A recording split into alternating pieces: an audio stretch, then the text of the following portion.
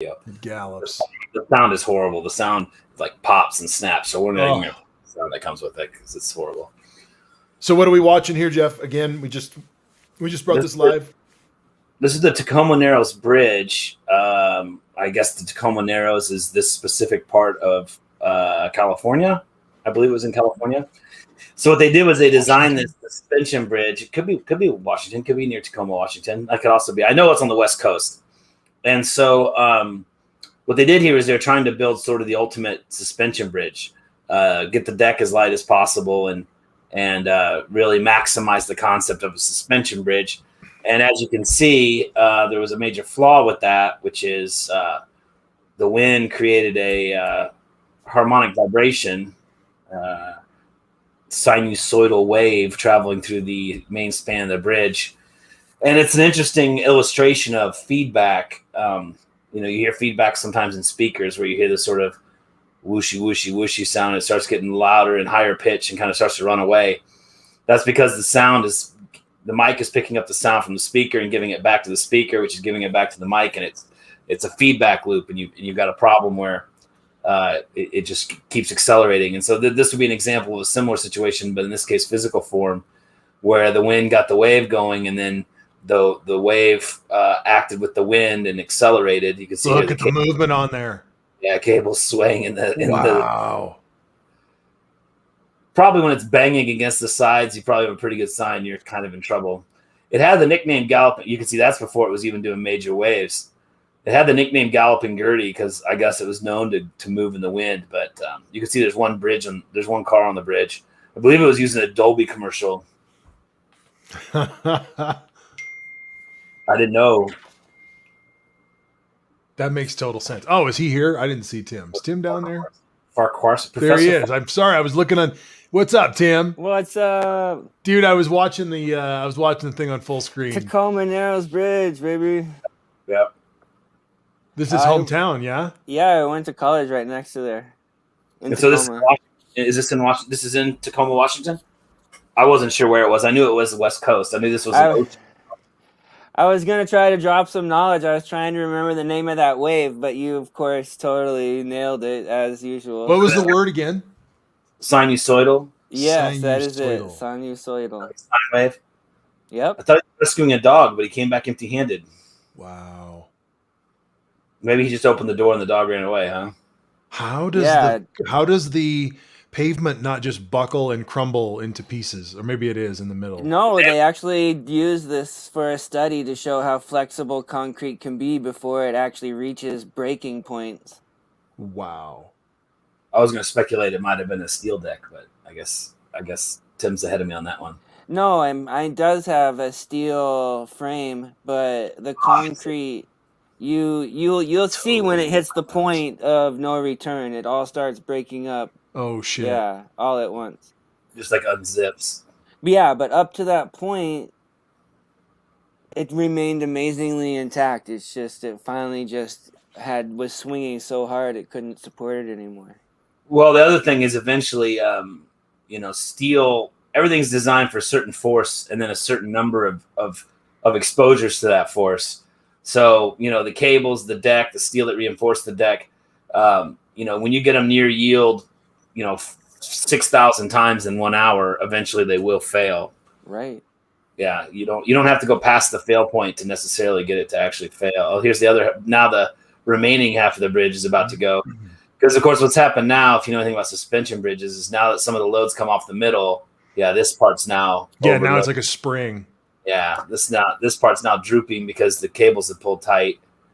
Yeah, look at that. They're going almost completely straight across the span. So, and to get a cable completely straight, you have to have infinite tension. So when those cables are up as tight as they are, that's a lot of tension in that heavy of a cable. I had a college physics teacher tell a funny story about himself. He went out in his backyard and the clothesline had a big droop in it. So he thought he'd be real smart and he tightened up all the cables. And he went in, and the next morning he came out, and the poles were both leaning in. Yeah, right? Yeah, literally, because, he basically added, 60, 70 pounds of force at the top of each pole. Overnight, it just pulled them in until the tension dropped, and then it stopped. It's like it was a pretty dumb thing to do. That's hilarious. So that's why you see clotheslines droop. If you try and get them tight, you'll tear the wall out of your house if you put enough clothes on the line.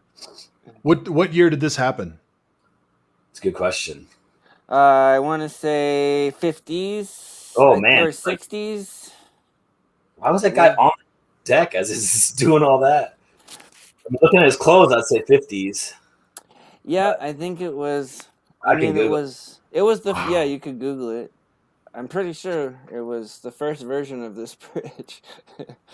Yeah, they replaced it with another suspension bridge, but they obviously used a more rigid deck with a little more weight so that it wouldn't collapse again. 1940. 1940. Even before the 50s, man. Yep. Yeah, that car was pretty big for the 50s. Yeah, it was a long time ago. The Tacoma Narrows Strait of Puget Sound. So, and the reason that I ask what year it is because tonight's show, we're going to talk about a few things, but I don't know what's going on now. The video. Welcome to the show, everybody. It's America Heals, and we are here tonight on our Sunday night, and we've got Jeff, and we've got Zach, and we've got Tim. Everybody, hello. How you guys doing? Hey, good to see you guys. Good to see you, too. Good to see you, Tim. Hi, Zach. Hey, Zach, how are you? I'm doing good. How are you doing, Tim? Good. He was like, they're still talking about the fucking bridge. Yeah. Bridge. I like your chin, Marty. Oh, thank you. I just, I just stick with it for a minute. When I met you in seminary, one of the first things I thought about you was you have a superhero chin. You're like, go profile. You're like, hello. It's awesome. Oh, there you go. Well, I shaved off the goat. It was good. It's for good. A bit at least. Now you can see it.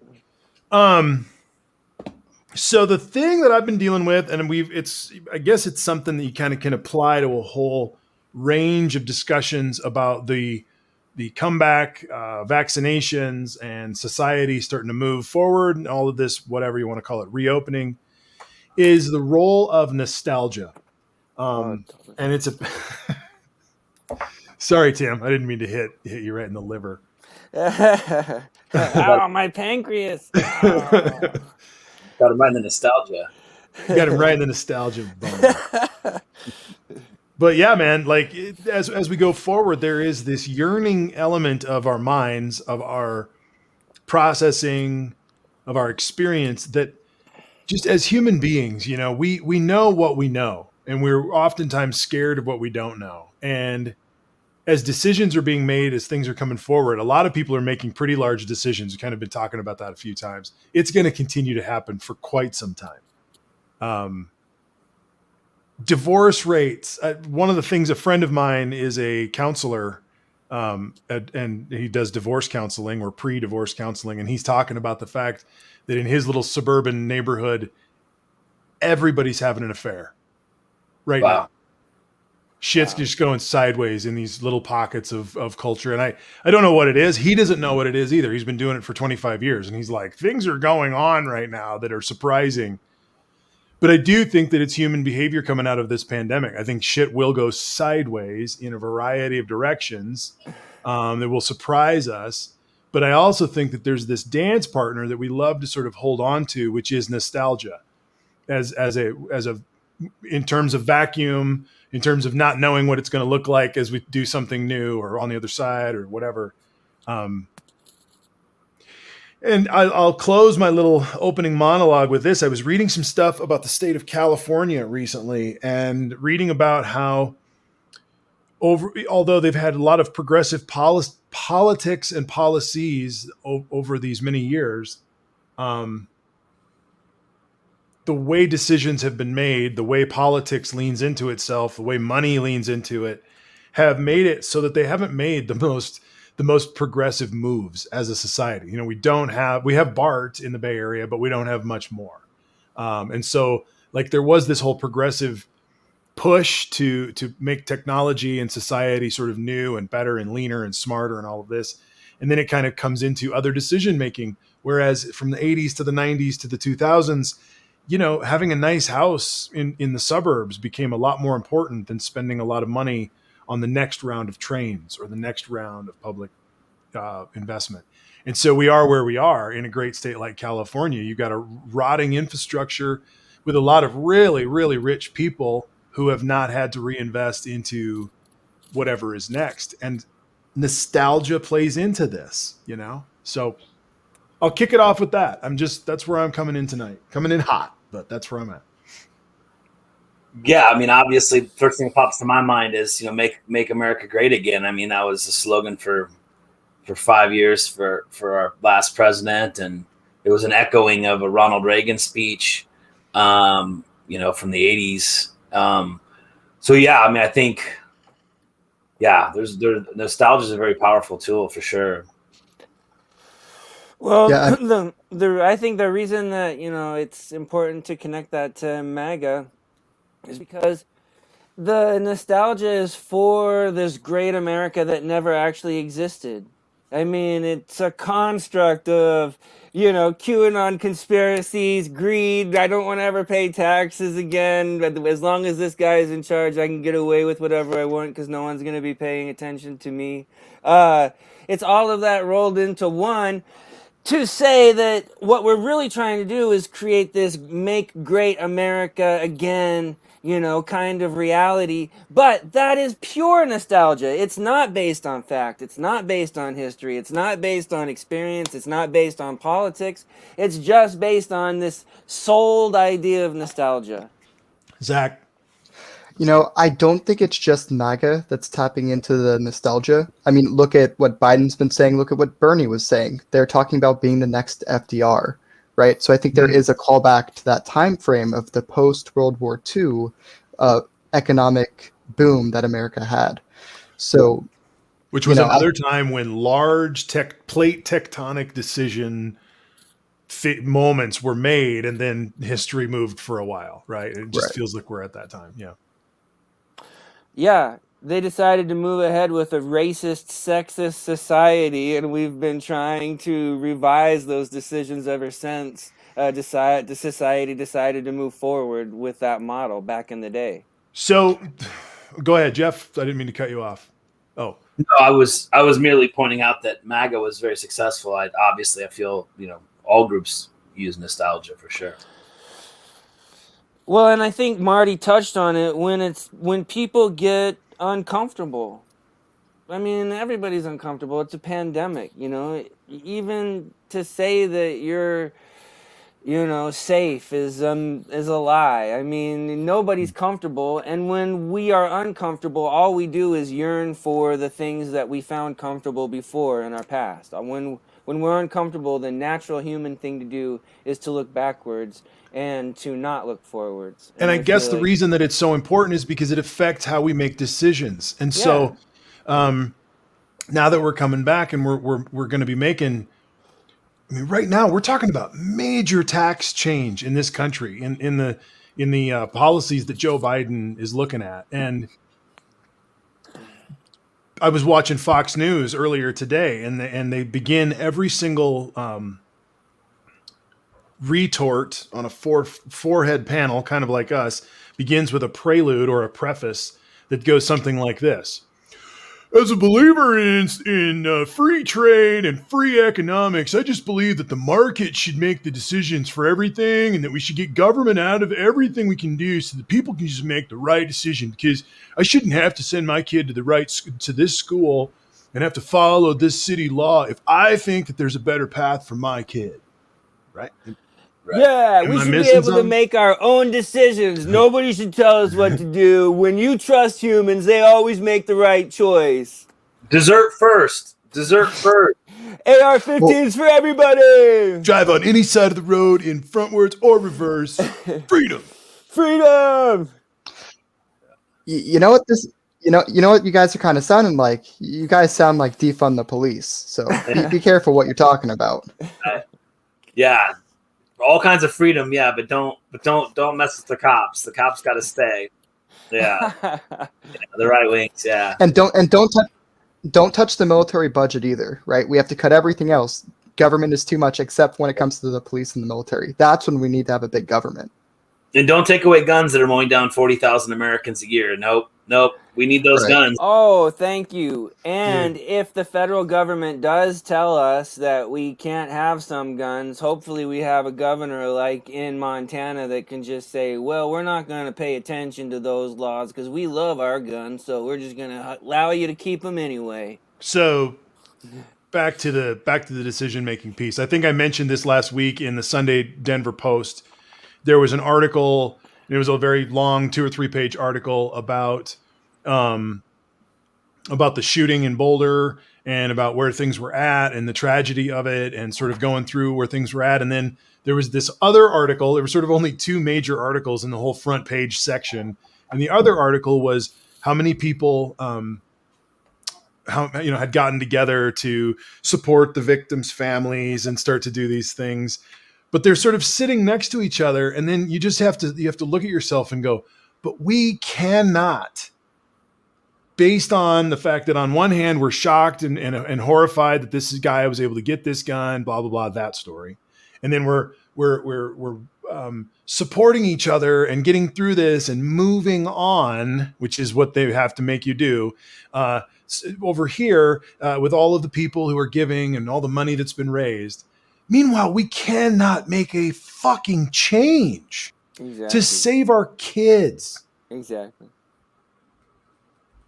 So we're in a weird place of paralysis based on this nostalgic understanding of what the Second Amendment is that's been, mythologized, to get it down into our minds that, sometime men have to step up and protect yourself from the government. Fucking Red Dawn shit. Just what was that game? What was that movie? Taps? Remember that movie Taps? Tom Cruise. And they're like they're like these military kids and fucking shit goes sideways and it's up to them to take it off. Yeah. Oh, that was Taps. Toy Soldiers. They were both similar movies, Taps and Toy Soldiers. Oh, right. Yeah. Taps was Tom Cruise and right. Damn, but it's all that sort of end time, we're the savior up against the government myth that was just being sold in every movie. Rambo. Yeah. And that's nostalgia, guys. That's World War II nostalgia. That's a truth. I found the truth and so the guy who goes in to shoot up the Boulder King Supers, Davcat in her some of her podcasts that she's been doing, her scopes, talks so much about the hero complex that's built in American psychology about in this guy's mind, wherever his mind had gone completely off the rails. In his story, he needed to go become a hero and take care of shit that day. And a lot of the shooters have that built-in myth about what's going on in their head, that they're I'm gonna take care of business and be done, or whatever it is, but they're the hero in the thing. Nostalgia. It's a lot of places, right? And it's just unthought process, maybe unthought action. I'll put this spin on it. The filibuster. I think that's part nostalgia, right? There you go. And because what's the ideal that they argue about, right? What's the argument for keeping it, Zach? They're afraid of change. Essentially, the concept is if we take it away now, then we don't need to. Actually, here's another piece of nostalgia. We don't have to work with the Republicans anymore. There's a nostalgia for having the two parties work together. That's not happening. Totally. Yeah, we talked about that last time I was on, that it's like we are kidding ourselves. We're the ones standing there holding the democracy bag while the Republicans are like, fuck you guys. We've got what we want. We don't need to work with you anymore. I think nostalgia plays heavily into all the LGBTQ plus conversations. I've said before myself, I'm 44 years old, and I've said, man, like whatever it was 15 years ago when the Boy Scouts came out against gay scouts and then maybe reversed themselves within a couple years. Yep. Well, when I was a kid, we never discussed that issue because gay minors were in the closet. They weren't, it wasn't an environment where they could be themselves. Exactly. So as gay people got more rights and they felt more comfortable coming out of the closet, you now had an issue of minors being openly gay. And then the Boy Scouts had to make a decision. And of course, it turns out in the long run, they made the wrong decision. First of all, I've never really understood why minors have to declare their sexuality at all, or why you would take a minor's declaration of their sexuality very seriously. But those are separate issues. You know, so there's this nostalgia of, you know, when I was a Boy Scout, we didn't worry about LGBTQ. Well, that was because people were being dominated into secrecy. Totally. And so Totally. the nostalgia of not having to deal with homosexuality when I was in scouting is really sort of celebrating my own ignorance and other people being subjugated. So there's a lot of things like that. I'd say trans athletes very similarly. You know, you're going to hear a lot of nostalgia arguments. I remember when girls played sports with girls and boys played sports with boys and well, you know, it first of all, it never was that simple. There were plenty of kids that were on the fringes of gender roles all through history. I mean, obviously it's been, I mean, I believe there's ancient Roman examples of transvestites and things like that. So, and I'm sure non-operative transgender. So anyway, I think there's a lot of, there's a very, very fine line that's almost always obscured between nostalgia and revisionist history, you know. If you want to go back, you know, you go back. One of the fun ways to dig into that crease if you want to, when you're talking to folks, is to discuss the idea of same-sexness not being a gender issue or not being a homosexual issue. And that, you know, back in ancient Greece, male on male sexual contact was not considered to be what it is considered today in terms of gay or culturally effeminate. It was not understood as effeminate in the same way. It didn't have to be that. So our gender conversations are almost all of them are around this ghostly ideal of nostalgia norms, etc. Well, just think who does any anti-gay or any anti-trans or any anti-LGBTQ legislation serve? Who does it serve? Does it serve people our age or younger?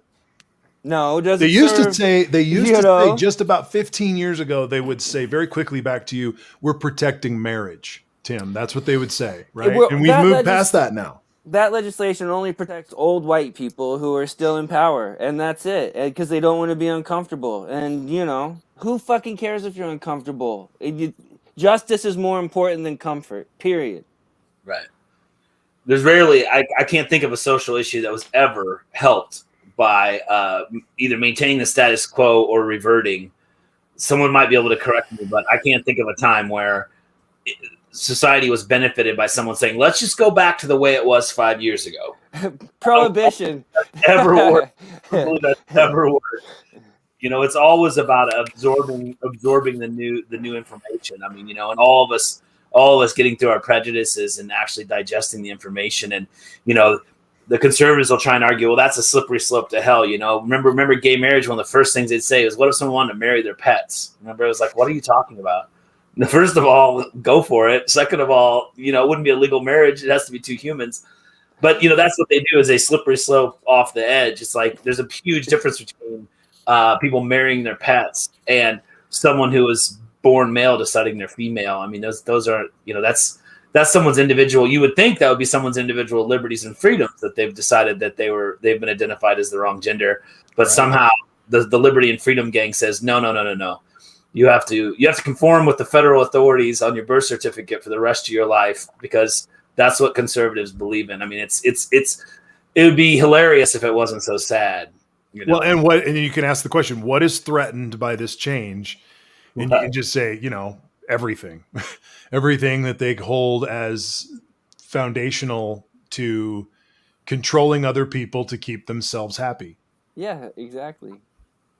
And thirdly, anybody who wants to marry their pet is most likely a Republican, because they believe that QAnon shit to begin with. So, I mean, come on, let's be real. Well, but I think that's unfair, Tim. I'm going to push back on that, because I think we have to now recognize what we're dealing with, in that this nostalgia thing is big. It's how they got there.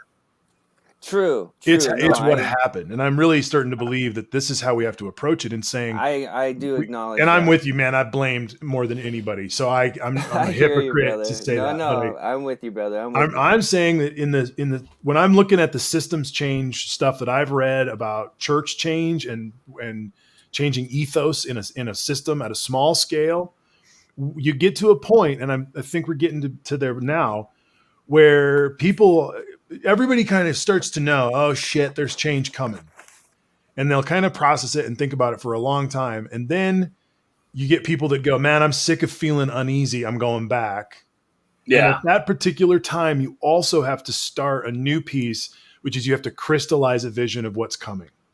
And then you have to get enough people to believe that work. And they literally call them hospice workers, who help people die to where they are now and fucking learn the new thing and believe long enough, and you'll lose some, right? It's that systems change is always that way. I think we're in that way in our politics. And if we don't start to have clear-cut narratives of what it could look like, we miss the chance to have real change by just sitting there and not adding that last piece to helping people move forward. True. And the other piece of that is we don't want to let anything die. We hate to let things die. We don't want to talk about death. We hate talking about death.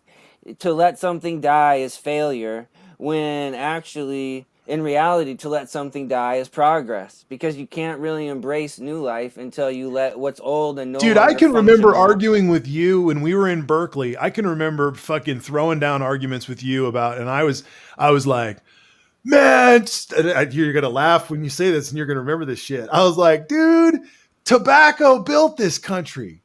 How the fuck can you kick it out of restaurants when this country was built on tobacco, dude? And now I look back 20 years later, and that was the dumbest shit I've ever said. I smoked for 10 years, from like high school seniors till I was 28. And it's just funny. I mean, that just sounds so weird now. Like, I don't know about you guys. Like, I get cut off in traffic and I see the driver smoking and I'm like, oh, okay. Like, now it's become such a nasty, dirty, like scumbag behavior that it's just like. In just that amount of time. I just want to say, 20 years ago, Marty was not smoking, but he used to have these like 5 different soapbox issues that he would jump up on the table and start preaching to everybody. How dare you outlaw tobacco? This country was built on tobacco. You're all ignorant. Why are you so ignorant? I did that. And that's Matt. I fell in love with you. That's what made me fall in love with you, brother. That's why I'm like, this man is my brother from another mother for sure. Lost in space, dude. I think the dumb things I said. I was in high school in the early 90s when the sort of tide was changing from like openly gay bashing on nightly comedy shows to sort of understanding what was really happening. And so I know if you went back and found me as a high schooler, I was saying all kinds of stupid stuff. So yeah, I mean, we've all gone through our things. And I guess that's the point, is like, why would we ever want to go back? Once you figured something out, why would you ever want to go back? And for example, while we were touching the trans issue, do these people think trans people don't exist? And if they do, they think they're just wrong. They're just going to stand there in judgment, even though they're told not to judge. It's just exhausting their arguments are basically, we're all stupid or something. I mean, I don't know. It just drives me. I can't figure out where they're going. And again, I just really feel like screaming, when was the last time you were right? You fought gay marriage for so long, and now you realize that was ridiculous. That gay people should have the same rights. And you fought this and you fought that, and you did the trans bathrooms, and you're doing all these things. Why don't you, if you're worried about women's rights and women being protected, why don't you, enforce the laws we have to protect women? It's not rocket science, convict some rapists every once in a while, do something that actually is pro-women. Don't worry about all these theoretical problems that don't exist. As far as I know, the only people that ever went in the wrong bathroom through the whole trans bathroom situation was grown-ass old white men following a soccer coach into a bathroom because he saw short hair and thought it might be a boy. That's the only ones I know of, were men following women into bathrooms to beat their chest and ask them if they were female or male. I mean, it's just ridiculous. It literally was a problem. It was a solution without a problem. It was just so dumb and regressive and stupid and divisive. And then while we're all arguing about that, who knows what the politicians were running away with, doing a bunch of other dumb stuff that we weren't paying attention to, because everyone had to argue every night about trans bathrooms or gay marriage or all these other issues that, truthfully, how many people are gay and how many of them want to get married? I mean, that's not a global issue. I mean, it should be solved, and I'm glad it's solved. But I mean, that wasn't something we should have all been spending years worth of intellectual time on. It should never have been illegal, so we had to do it. But come on. Because what? Probably somewhere some gay man left his lover that he spent the last half of his life with, all of his property, and his divorced wife didn't agree with that, felt she should have gotten his property, something like that. Well, that seems like the court saying he was married to that man, but he was married to that woman. She should get all. Well, it was really about equality. It was about elevation of the relationship. I mean, that's right. Being able to will your stuff to your spouse and being able to visit your dying spouse in the hospital, for example. There were a lot of very important issues there. We don't have to go all the way into that. But the point is, it's a battle we fought for 10 years. Maybe we're still fighting it. And it's just such a nonsense issue. The only good thing is, I think what happens with all these issues is as time progresses, people get to know people that were in these persecuted groups, discrimination and segregation of schools. People were probably for it until their neighborhoods started blending and they started meeting more people of different cultures. And Zach and Tim, I'm sorry, I'm gonna put Kim's piece up here. We let the regressives dominate the narrative, and I really think we're at this point now in the post-election cycle. We're at the end, getting to the end of the 100 days, and all sorts of great stuff going on. But Zach, I'm going to lean on you for a second. Aren't we ready to start talking about what the future is actually going to start looking like? Isn't that where we are in this narrative, or isn't that what we're yearning for? Maybe. I mean, yes and no. We have to do a few things first, though. We have to get rid of the filibuster for one, right? If we're talking about like policy changes, you have to get rid of the filibuster before you can start talking about change. Because frankly, you can't have it's one or the other. You have filibuster and the way things have been, where you get rid of the filibuster, and we can really start talking about what the future looks like. Culture. So who has to change? Is it just Joe Manchin? I mean, would we have it other than him, do we need to make it more sexy than even that? So, from my understanding, it's Joe Manchin and Sinema. Those are the two Democratic holdouts. Frankly, I think Biden either needs to do a public pressure campaign, or he needs to start doing some secret wheeling and dealing with Joe Manchin and Sinema. Personally, I think the filibuster is not in the Constitution, right? It could go to the Supreme Court, couldn't it? No, the filibuster is just a Senate rule. If they wanted to, right now, they can get rid of it. Right now. They can have a procedural rule that, like, black people can't vote. Can they make any rule they want? They're completely set aside. I'm pretty sure they can make any rules they want in the Senate. It's a powerful group of people. Wow. Because it's, to me, I mean, maybe I'm a fool, but when it describes how the Senate works and its role and how voting works and all that stuff, which is, I believe at least part of that's laid out in the Constitution. I don't think it just says, and there'll be a Senate and it'll have this many people, and then it just walks away. I assume it lays out some of the procedure. I mean, I haven't read that article, but it strikes me when 40 people can block a bill, that's not the way. That seems counter the Constitution to me. No, it's really general in the Constitution, which is why the affinity to the rules is so high.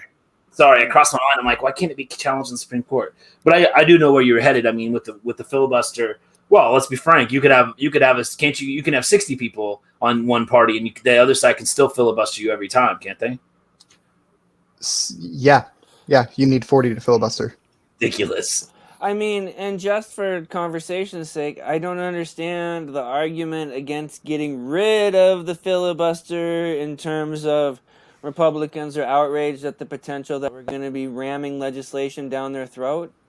Isn't that exactly what we have been suffering for the last 4 years during the Trump administration, like on unprecedented levels? Ted Cruz is shocked at how much the Democrats are taking advantage of our position right now, You see what I'm talking about? I mean, that's exactly what I'm talking about. Ted Cruz is shocked at how much we're taking advantage of our position right now. Ted Cruz. I guess I've said it before. Zach, I'm sorry, Jeff. I'm sorry, Zach. You got cut off. I was just wondering, if we don't do it now, are the Republicans just going to turn around and cut the filibuster when they're in charge? Because, right, they could. Yeah, just like they claim they didn't stack the Supreme Court. Did you hear Ted Cruz say that? Mm-hmm. Yeah. We didn't stack the Supreme Court. You didn't? Amy Coney Barrett barely in before the election when Barack Obama had to leave a seat open for whatever it was, 220. We've seen it, right? Yeah, of course they will. Of course they'll say that they're going to get rid of the filibuster, and then when they have 51 heads, they will get rid of the filibuster. Ace says they won't. All I know is a filibuster, if it's supposed to be for continued discussion, a filibuster should not be more powerful than just a What's the nostalgia? Okay, let's pull back. Ace, you could be correct. I think actually Ace is probably correct. But let's pull back. Why would they not? Why is there still a debate about it? It's because the nostalgic understanding that we need a slow moving brake pad system on change. We need to not have a functioning democracy. We need to not have a quick moving and responsive and efficient government. We need to have a clunky, dysfunctional, easy to blame system. And our media and our politic, especially on the right, is built on that. They don't have anything else. They do not have man, we really should have went solar rather than wind on that park. They don't have those conversations. I think I need to get smarter about filibuster because I didn't really realize it killed a bill. And now that I do know what the way I think we apply pressure is if and when the Republicans do filibuster with 40 heads, we just need to publicly say those 40 people killed voted against the such and such bill. It can't be as anonymous. I think historically I thought of it as a tabling or something. I didn't think of it as killing it. But now that we all hate the filibuster, maybe if first thing they filibust, we just have to say, wow, these 40 people are against the voter right. Jeff, if you're going to go there, and I think you should, now add to the fact that you can look at a different metric that is there are probably 65 bills on the Senate floor or ready to go in the Senate that just because of the feigned threat of the filibuster are not being talked about right now. Yeah. Right? That's a lot of legislation, dude, that could be just going, but we can't get it done. Well, no, we already have a few. You have the PRO Act. That's big for unions. You have HR 1, the voting rights bill. Just sitting there. You have DC statehood, another big one. And there's probably a couple more that they've passed where. And the Democrats have control. So Schumer could pull him up tomorrow and they could take a vote on him and then he would get pounded by this filibuster. Right. So, yeah. I think part of this is also Manchin and Sinema don't want to take hard votes because at the end of the day, they are influenced by certain corporate interests. So right now, the filibuster gives them and it gives a few other Democrats a shield of, hey, I can say I'm supportive of something, but I know I don't actually have to vote for it, or I know it's going to fail. And I can tell my donors that. That is a process that plays out. Mm-hmm. Yeah. Ace is making all kinds of good points. We miss you, brother. I hope you're doing well. The Republicans don't want to tackle problems. It's much easier to say that they don't exist. And he's correct. This denial machine that we've seen, the MAGA world now is sad denial. It was sad denial before, leading to tragic outcomes and death by a bunch of seditionists in the Capitol. But now that they're still, we just talked about it the other day, they're still coming back to count more votes in Arizona. Like it's really pathetic, man. I saw them pull them out of storage too. They were all in plastic wrap and on shipping crates, already stored away for historical purposes. And they're like, "Pull them out, bring them in." They're freaking bringing them in, and it's just so funny. I mean, it's just like not one lib has been owned by any of these clowns. It's so sad. And just remember, they're literally doing what they claim they don't like. It's literally a one-sided, a third party. Pro-conspiracy theory group counting the ballots. So what result could they possibly give us that would be realistically acceptable? The same count we already had, right? If they say Trump won, we're all just going to laugh. I mean, come on, are you serious? Did MAGA.com decided that the recount went Trump's way? I mean, we can smell what you're cooking. We understand. What auditors are they using? What third parties? Are they using any audit firm? Are they using, I mean, what did the Oscars uses? What is it? I can't remember. Who do they use? They use one of the big audit companies, like I don't even remember.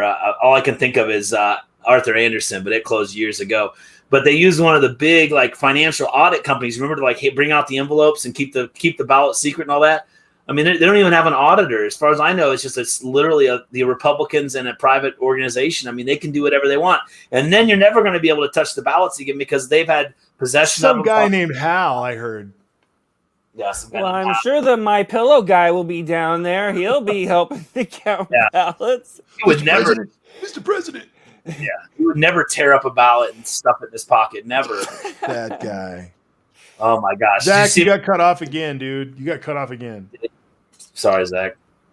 No worries. I mean, just to okay, first off, Joe Biden won Arizona fair and square. But second, let's just take this to its logical, let's follow this logically. Let's say we find that the ballots actually went in favor of Donald Trump. Well, that does nothing because the electoral votes have already been cast. Correct. And it's simple. It does absolutely nothing. And even then, if you want to be outraged that Arizona was unfairly given to the Democrats, okay, let's hypothetically give Arizona to the Republicans. Joe Biden still wins. Right. It doesn't matter. Also, if it's an audit on, the accuracy of the elections, how can they justify only looking at the results of 2 races that went to Democrats and not looking at any of the races that went to Republicans? Because if it's really about the accuracy of votes, wouldn't they just have to look across the board at, well, let's see who voted for what and how it turned out? Show me North Carolina. Yeah, there's still a part of Iowa that's just finished being recounted by less than 100 votes. I mean, it happens, but Jeez. And it's not about the presidency; it was about their Congress person. And again, they all accused us of not accepting Donald Trump's election, which I don't know who those people were. I accepted Donald Trump's election. I was in denial, personally trying to reconcile it. By the time inauguration came around, I was more than clear that he'd been elected president. But now, what is it? Like 50% or 60% of all Republicans say the election was stolen from Donald Trump. I mean, Donald Trump was never elected president. 60%. It's unbelievable that 60% basically, in one form or another, are saying that the election was stolen from Donald Trump. I mean, they're literally becoming everything they hate because they sold themselves that a bunch of Democrats sat around and said Trump wasn't lawfully elected, which I never heard from any of my friends. Well, Donald Trump colluded with Russia. We know that now. The federal government has admitted it and has come out. The Department of Justice has made it known that there was collusion. There was collusion. Was collusion. It's fun to say. He's never innocent of anything, despite his ongoing claims. Just think of the things that he said 100 times over that he wasn't guilty of. Those are the things that he's guilty while of. he was doing it, which is part of what sociopathic minds do. They can't not say what they're doing. In other words, it goes back to this conversation about bullshit versus truth and lies. Right. A lie blocks you from going into this space of truth. A truth tells you what is. Bullshit just says, hey, look over there. It's a squirrel. It muddies the situation so that you start to think of other things. Absolutely. Or it says, this election might have been rigged. Just some bullshit line that puts a question in the air, like the Riddler.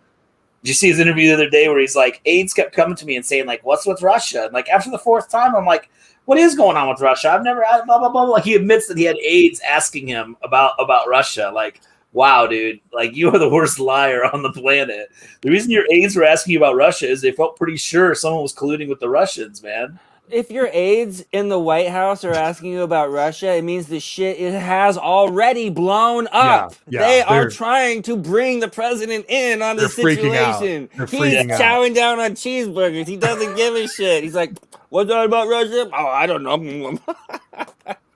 Seriously, when's Hannity on the phone? Hannity on the phone. Let's ask him what I should say about Russia. Get rid of this Russia cloud. Oh, it's bothering me. I'm not relaxed.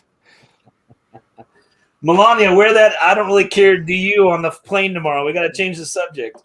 He has to call her on the phone because they lived in separate wings of the White House the whole time they were in there. Come to my room. No, I'm not coming. I hate you. Fuck you, pig. I'm off the rails, man. Forget You're out of it, dude. I'm totally. That's one good. of those days. Let's switch gears. Let's go international politics for a second. Zach, we were going to talk maybe a little bit about some of the stuff that's going on the border between Russia and Ukraine, because it's a hot area. And I'd also, before we close on this issue, I want to throw this question out there. Have any of you guys heard that somehow China is going to take over the border of Canada? But hold that thought. Hold that thought. Jeff has heard it. And Zach probably has too. But Zach, go ahead. Let's do some foreign policy for a quick second. Go, dude. Just lead us down that path. Yeah. So I think as I was saying last week, I think it was last week we did foreign policy. The Russian situation, it looked a lot scarier than it really was in reality. Right now, we are seeing Russian troops actively be pulled away from Crimea, from the front lines. So they're getting pulled away from the border and they're going back to their bases. So Really? I think that's good news for de-escalation. It's good news for anyone who doesn't want to die of nuclear Armageddon, right? It's a generally de-escalation good thing. Yeah. Now, I want to be clear. This isn't a knock or this is not a con or a pro against Biden, but I don't think America really had too much to do with this. I think it had a lot more to do with Germany and France. And that's not a knock or a pro. It's just the reality of the situation. Yeah, I saw a headline just before dinner tonight that said Russia troops pulling away from pressure from the West, and to not say from U.S. but to say the West, that that totally backs up what you're saying. That is important to lift up, is the weakened position post Trump. That would, it's not the U.S. but it's the allies and the relationship of NATO. That's powerful and very sad. Well, I think. While we're talking about NATO, let's talk about something that I think Biden did the right thing. I praise him, commend him for it. He told it like it is, and he officially said from the United States president that the Armenian genocide was a genocide. Mm-hmm. That's a big deal, but it also pissed the fuck out of Turkey. Big time. And that's Trump country. It is, but Turkey's also an extremely important partner against Russia. I mean, just think geographically, Turkey controls Russia's access to the seas. Yeah, but that was the weakness of Trump, when he did not have the backbone to stand up to Erdogan. In fact, he coddled him like he did every other asshole world dictator that he could find. I don't know if he was like looking for tricks or if he was just looking for a brother in scum or what his deal is, but like Erdogan is a bad dude, and Trump loved him. Hey, gave him half of Syria. Gave him our position in Syria. Trump was trying to play checkers with guys who are playing chess. I mean, he's like, I'll be nice to you and then you'll be nice to me, right? He played so badly that his followers, who adored him to a godly status, the only way they could make sense of it was to tell themselves this lie that he was playing 4-dimensional chess. That they're like, oh, you just don't even understand what he's doing, bro. Just wait till it comes out, man. It just never did, dude. It just never, ever did. 40 chess. Whenever he did the wrong thing, it's 40 chess. Whenever he did the immoral thing, it was the salty sinner. God, uses people with flaws. They always had an excuse ready. No matter what he did wrong, it was always just like he's trolling the libs. He's you just wait. The evangelicals are still defending him. He's not in the White House anymore. And the evangelicals, I just read another article recently, they're still defending him. He did a lot of good work for America. Very early this morning, I argued with an evangelical for a couple hours. It was a blast. He was ordained of like the church at the Red Rock and by like Pastor Moon Unit Duggins or something. It was just like, wow. Wow. I just can't take it right now, man. What seminary did you go to? He said the Seminary of the Holy Spirit. Wow. Like a 3-weekend course. We took it. It was that we're all going to the Seminary of the Holy Spirit. Did you translate the New Testament, bro? No, we probably didn't do that. No. He sometimes has spotty connections. It's cool. He's still with us. Okay. Zach, you're with us, dude. Whatever. It's cool. Okay, so back to this idea of Germany and France. Zach, do you know any of the moves that Germany and France made to pull this off? In any details? Because I don't. His mic's off. Sorry, it was a little choppy. You asked, do I know any of the moves that Germany and France made in any Yeah, I details? was just curious Right. if you had any How'd they clue do on it? some of those. No, I can't say the specific moves. I don't know what they're doing specifically, so I won't speak to that. What I do know is that they reached out to Turkey, so that is something to consider. The Ukrainians had reached out to Turkey, and I believe there was talks between all of those kind of Western NATO groups. So I don't know the specifics of it, though. I'm not sure if any of us will ever actually know that. That might just be some state secrets. Who knows? Is there a connection between the end of the food strike, end of the hunger strike by Putin's opponent, who was almost on his deathbed, who came out, maybe it's just because he was about to die and realized that it was the end of his political move on that, but the guy he poisoned and then ran against him just this very weekend, which is the same timing as this, pullback. I'm just wondering if there's anything. Yeah, I mean, so once again, I can't speak to it did happen or it didn't happen. But I guess I would say Putin might be able to take this as a sign of victory, right? Him walking away might not be a sign of weakness. It might be a sign of, hey, I just won and I showed our strength. I just won this and now we're coming back home, right? Yeah. So I think that is a possibility. I mean, that's how it reads to me. To me, it just feels like an unnecessary show of force. Ace, do you have an opinion on this? He knows Russia pretty well. I'm curious where he's at on this. He's like, I don't care if Papa Joe's in the White House. I'm still going to do whatever I want, and I'm going to make everybody mad. And then when the shit is ready to hit the fan, he's like, oh, no, I wasn't really going to do anything. I'm going to go home now and drink some more vodka. Yeah, Alexei Navalny. Yeah.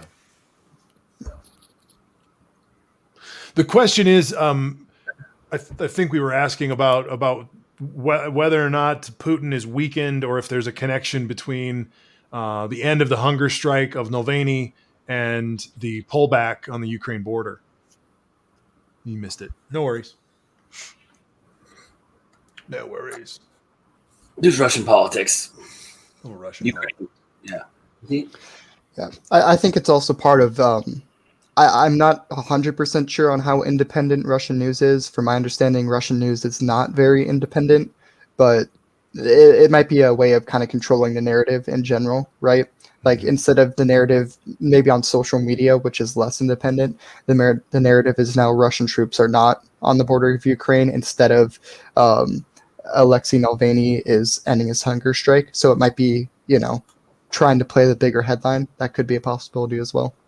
Is Tuesday night the State of the Union, not State of the Union this time? Is it the joint session of Congress on Tuesday night for Biden? I think so. Yeah. It is this week. I know that. Yeah. Ace says he doesn't think they are connected. Putin got what he wanted. What did he get? So I think last week I lined out 3 things that I think Putin was looking for. One was to ensure that the separatist regions in Ukraine would not be attacked. 2 was to stop Ukraine from joining NATO. And 3 would be to have the Biden sanctions be undone. I don't think the Biden sanctions were undone. But from my understanding, Ukraine didn't join NATO. Mm-hmm. So that happened. And I guess he made his point with the Russian separatist group. We'll see how it goes from there.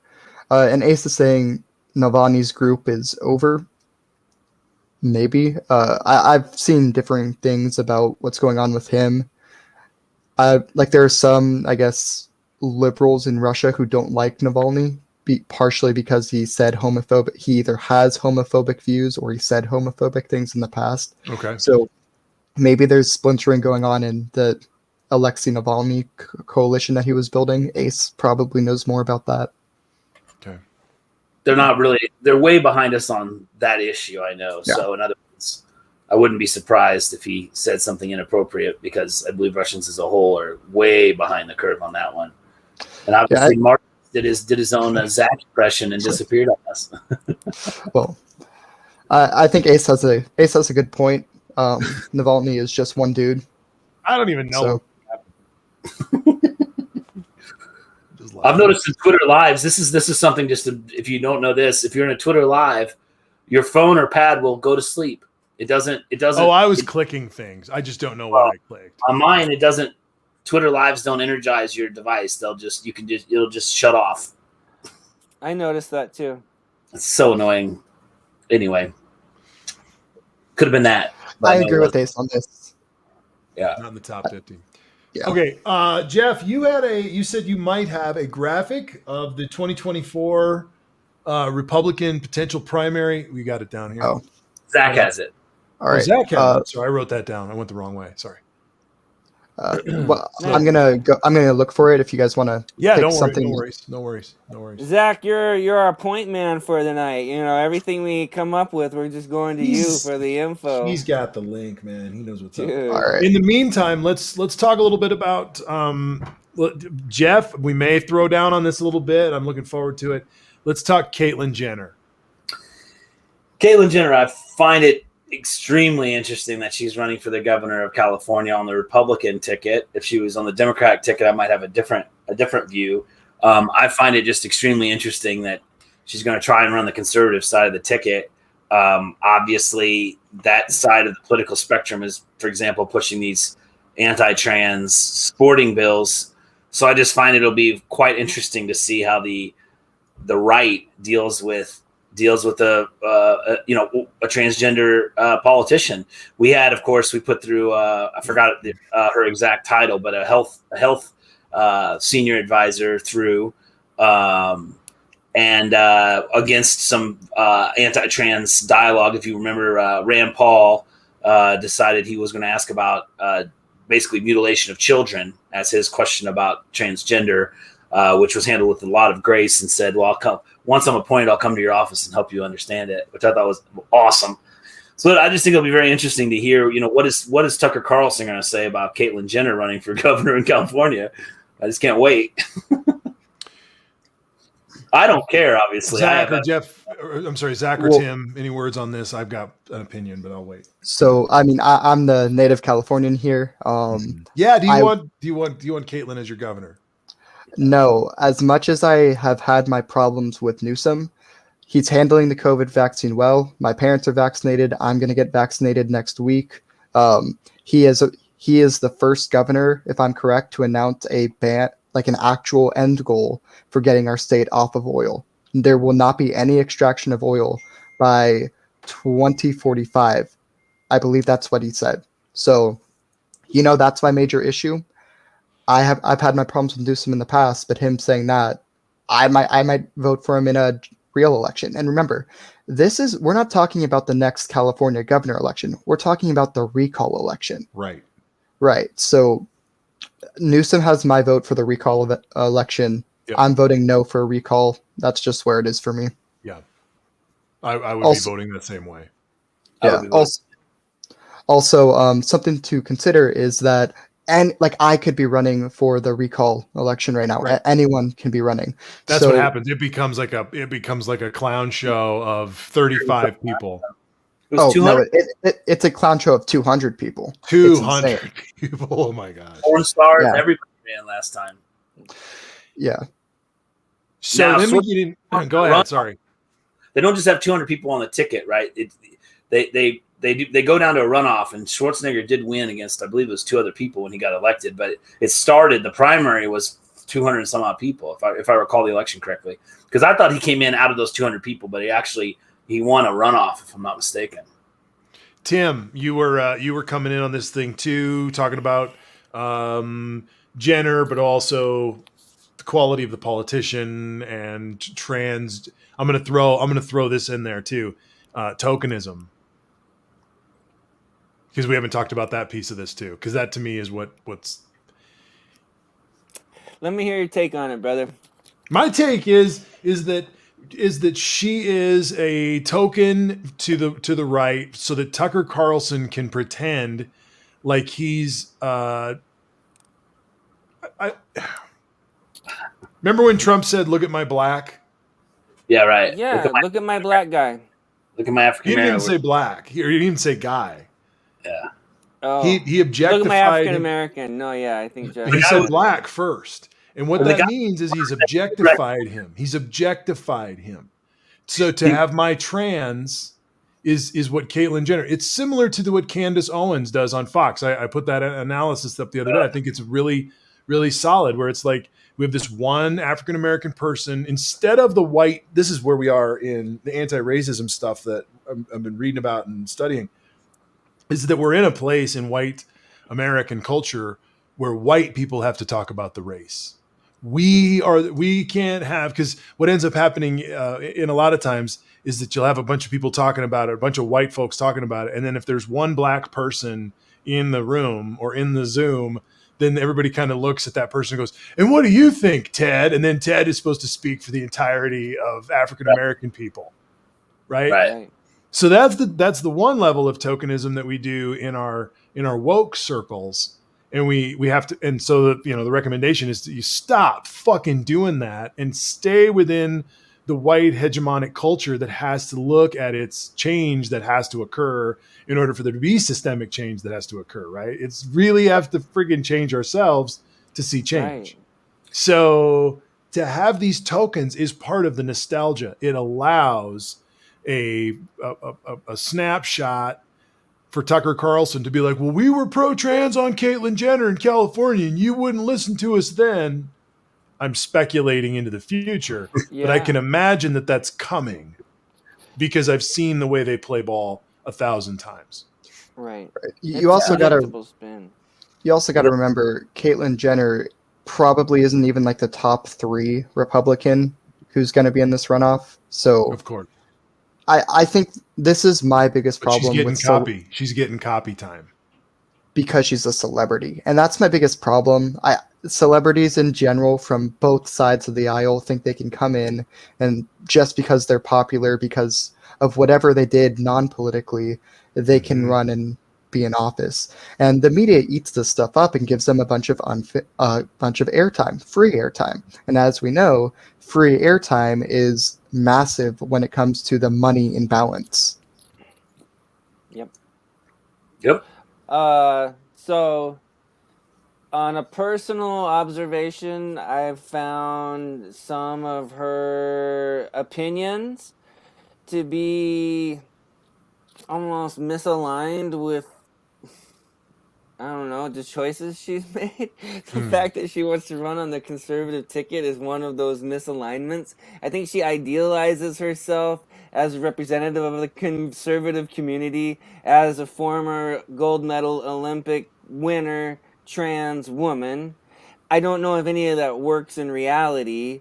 So I have some concerns about maybe her judgment. I applaud her courage in being proud of who she feels her true identity is and pursuing that. I feel some pride in her ability to say, I want to be the governor of California on the conservative ticket.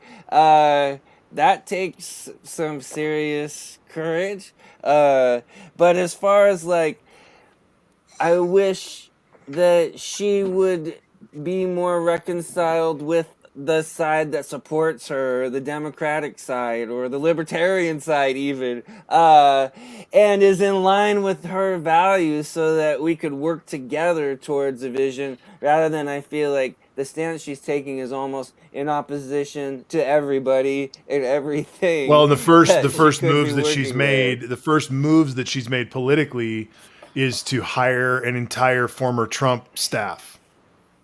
Yeah, Pascal. I didn't even know Pascal was out of the hospital, and she's hired him as her campaign manager. There you go. Like Donald Trump was too stressful, but Caitlyn Jenner, that'll be easy. Right. He almost shot up his whole neighborhood the last time. I mean, I just the tackle, right, the Brad Pascal tackle, man. That's the best. When I heard that, like, you can't write that. You just can't even write that. Zach. I'm going to stress this again. She's not running on a Republican ticket, right? This is a recall. So it's anyone who wants to throw their name in the hat in the ring gets to go. So what she is doing is she's basically aligned herself with I'm a moderate conservative, meaning I'm socially going to be liberal, but I'm going to be terrible on economics. Or, that conservative on economics. I think it's the same thing, but I hear you. Ace is on the tip over here too, talking about like the rest of the family being interested in money and being rich. Brand building in politics is a thing, and so building your family brand, building your dynasty brand, pays off for other members of the family who may run down the road too. That's also how this we're in the age of billionaires who are just running rampant in our society with privileges and with positions of status and accessibility that, you know, we just don't have unless we're in that echelon. And once they're in there, they get all that free media. Fuck it. We're still sitting here talking about her, right? Yeah. You know, I would say, I mean, at the end of the day, she's not going to win. For better or for worse, Gavin Newsom is part of a political dynasty. He is entrenched in California politics. He sure is. Yeah. You're just not going to overthrow him. And he's being extremely politically smart. He's reopening the economy. He's reopening California's economy. California has like the best vaccine rates in the country. And he just gave a massive bone to the progressives in the environmental policies. I mean, you're not going to beat him. Yeah. Frankly. He's playing it correctly. Sasha says, I'm glad she's running as a Republican, so I don't have to see the homophobic remarks. That's true. That's a, you know, they would have made those. All right, Zach, should we pop this thing up? Yeah, go for it. Oh, Lord, here we are. I don't even know. So I don't think I can zoom in anymore. Hopefully people who are watching this can see it fine. So yeah, essentially this is the end of a really long article where 538 basically did a mock draft of the 2024 Republican primary and who they would pick. So there's a bunch of different names on here. You will be able to recognize Nate Silver's name. Nate, he's there. So the way this draft went, it was a snake draft. So the first pick of the first round was Donald Trump. Then it goes down to Pence. Then it drops down to Donald Trump Jr., goes to Carlson, down to Pompeo, then goes across to Rubio, down to Green, then to Owens. So that's like the order of how it went.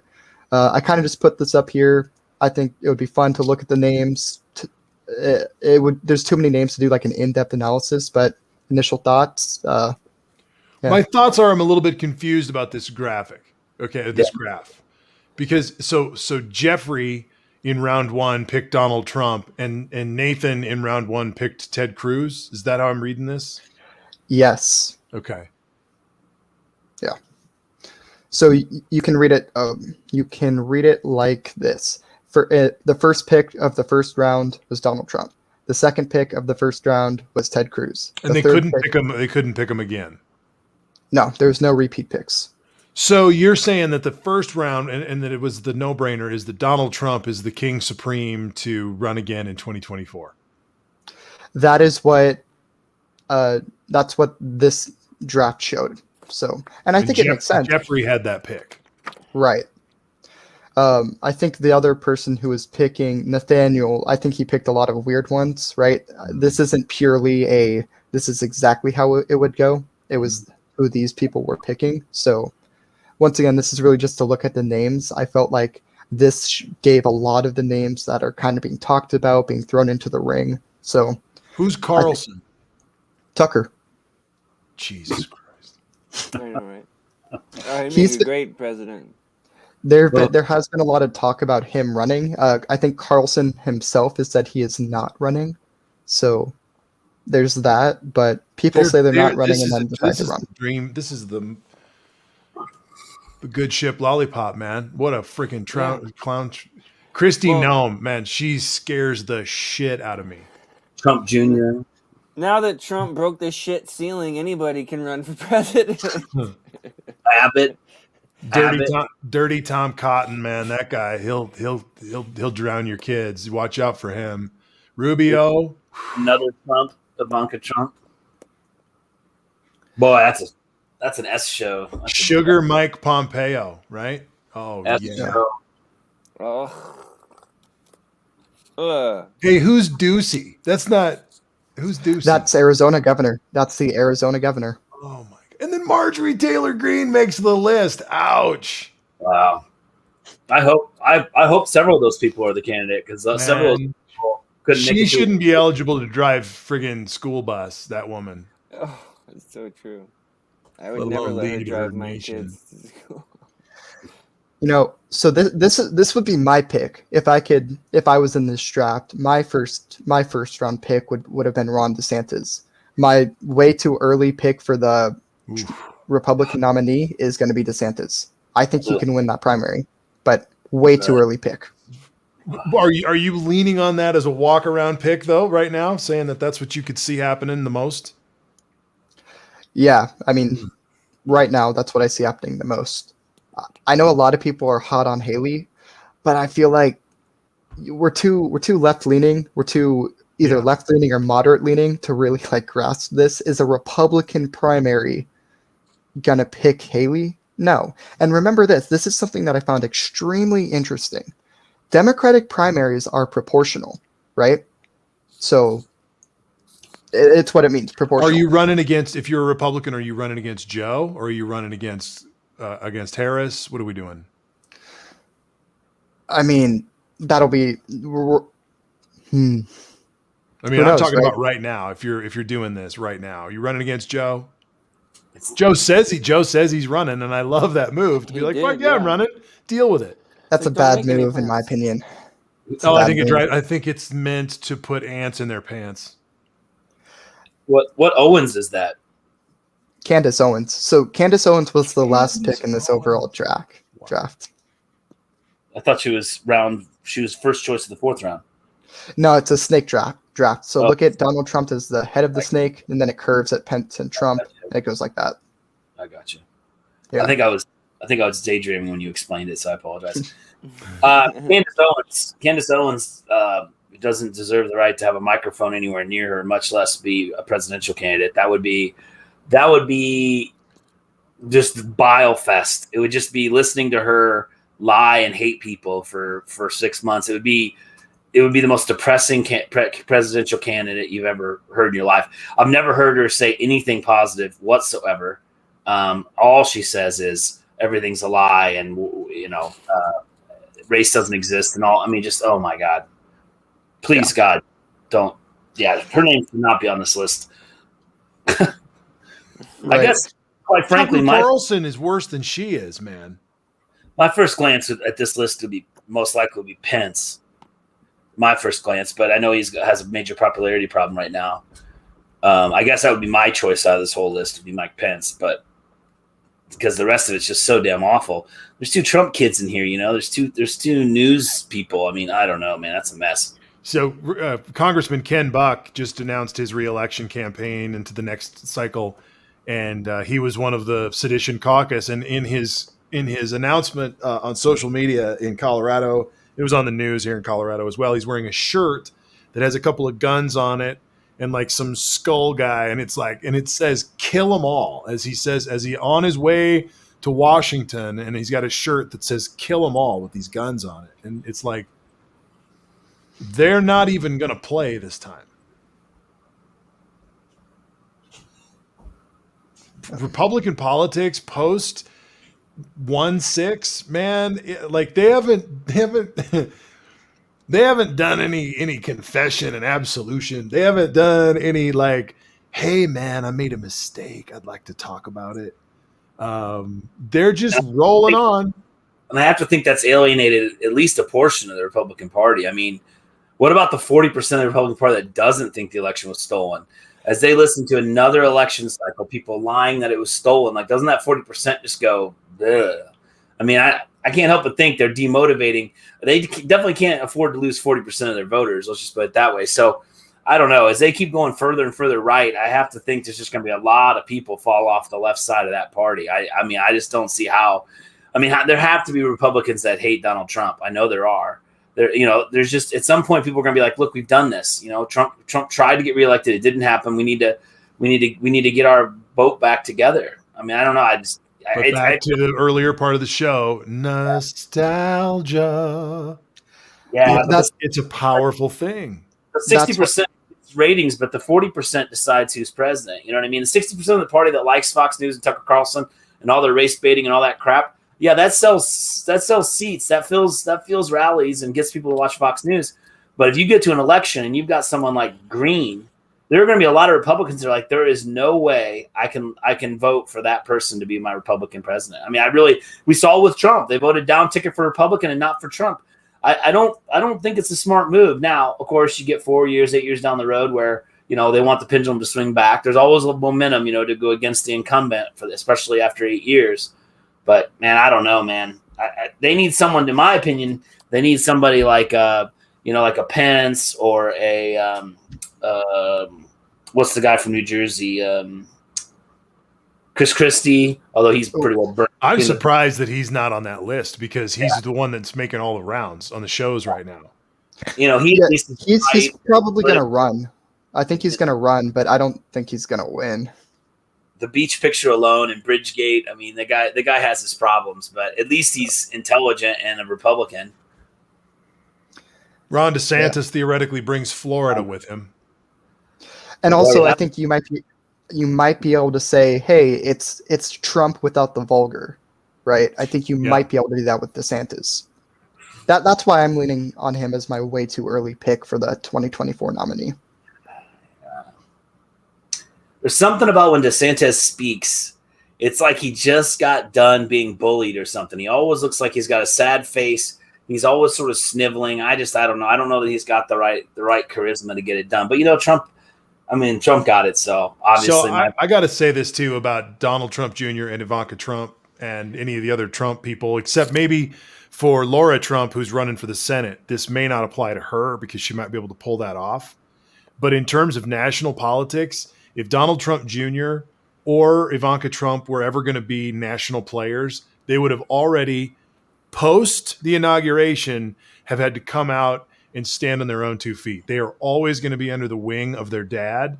They're never going to be anything other than people that start sentences with the words, my father, and then that goes from that point on. And so I really think they fade faster than we can imagine. I mean, I really think that their stock and their ability to resurface after this thing, they're second-rate actors in the clown show. Well, you know, here's another thing to think about. Trump is going to play a heavy role in 2022. Mm-hmm.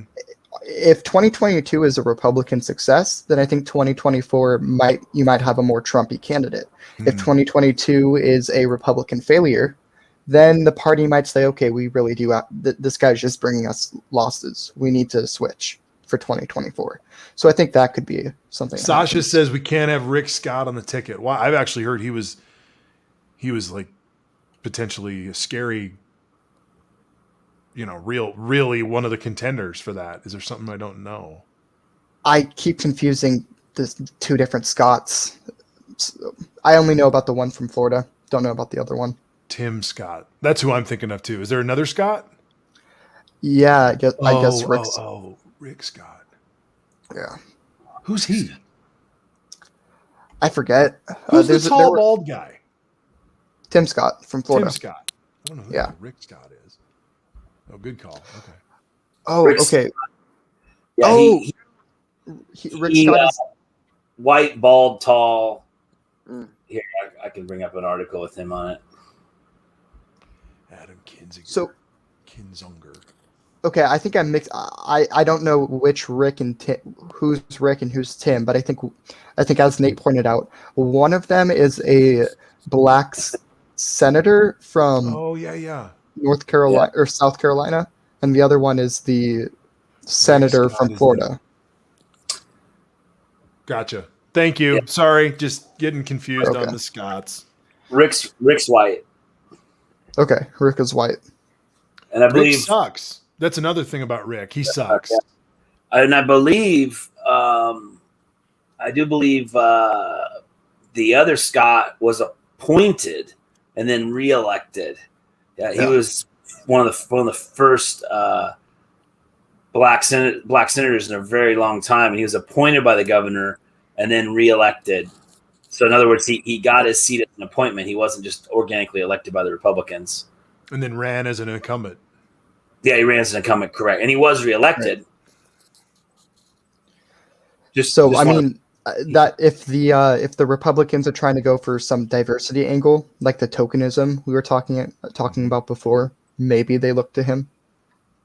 They're not going to do that. I mean, that's where the But I also Nikki Haley piece comes in, where it's theoretically we need a woman and we need a person of color, and she fits both, and then we can get behind her because she supported Trump enough in the craziest days of Trump's craziness. She never ever turned away from him, so she'll get the blessing.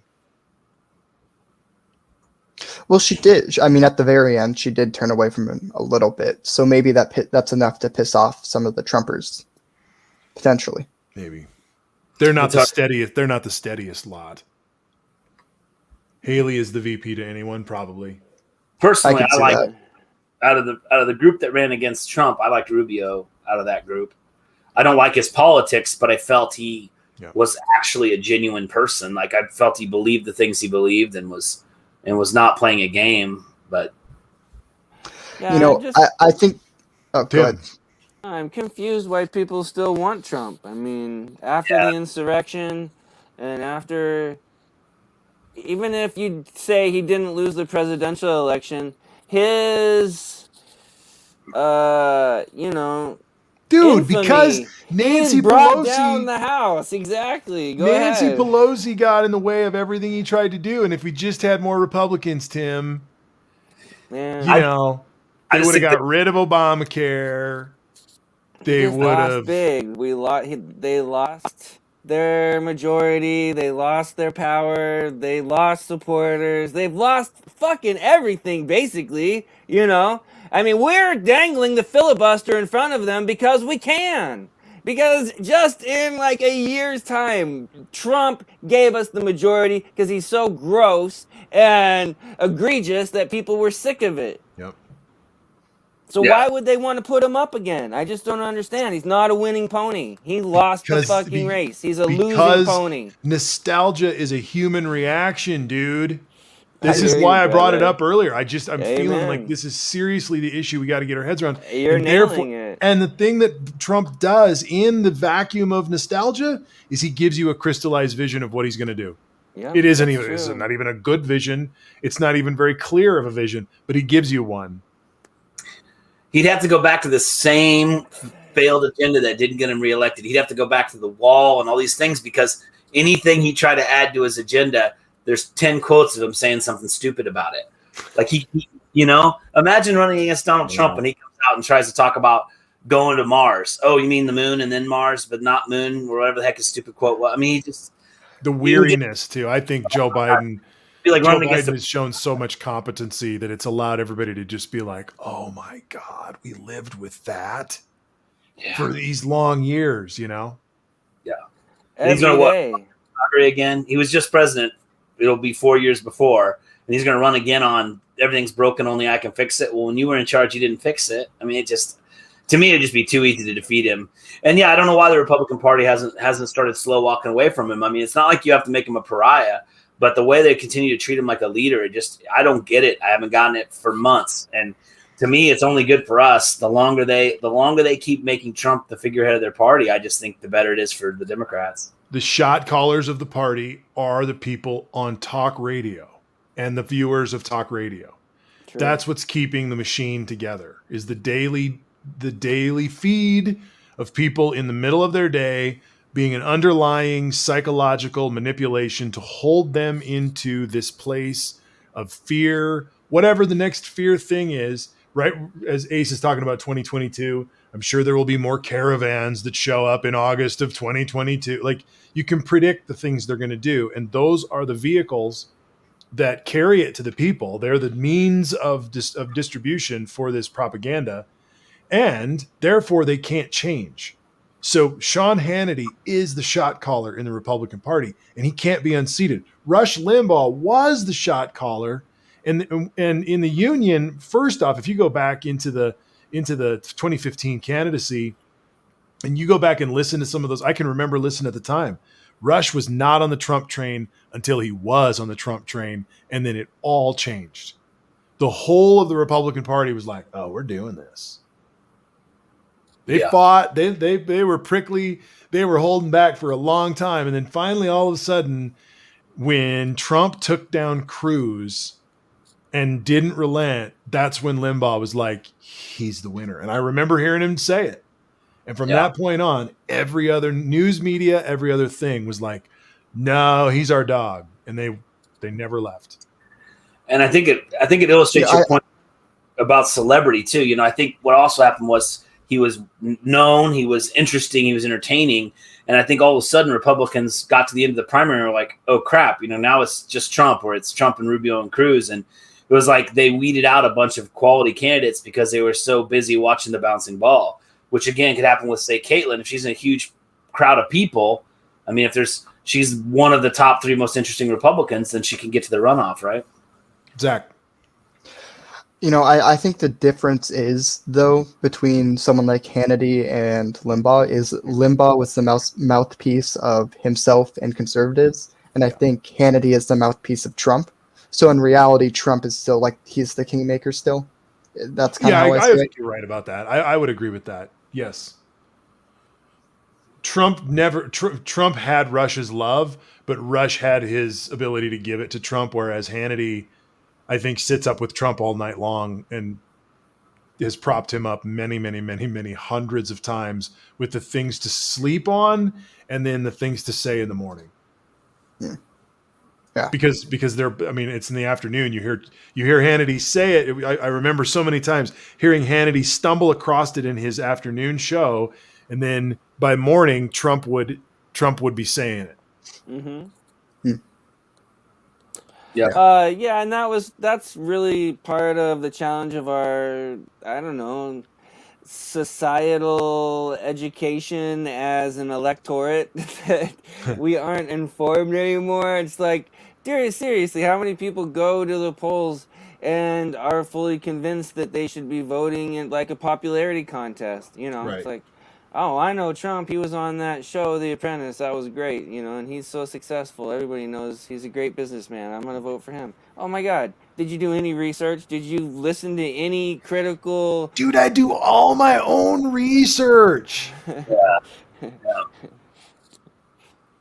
Only do my own research. Yeah. How many people on this scope have used microfiche? What? What?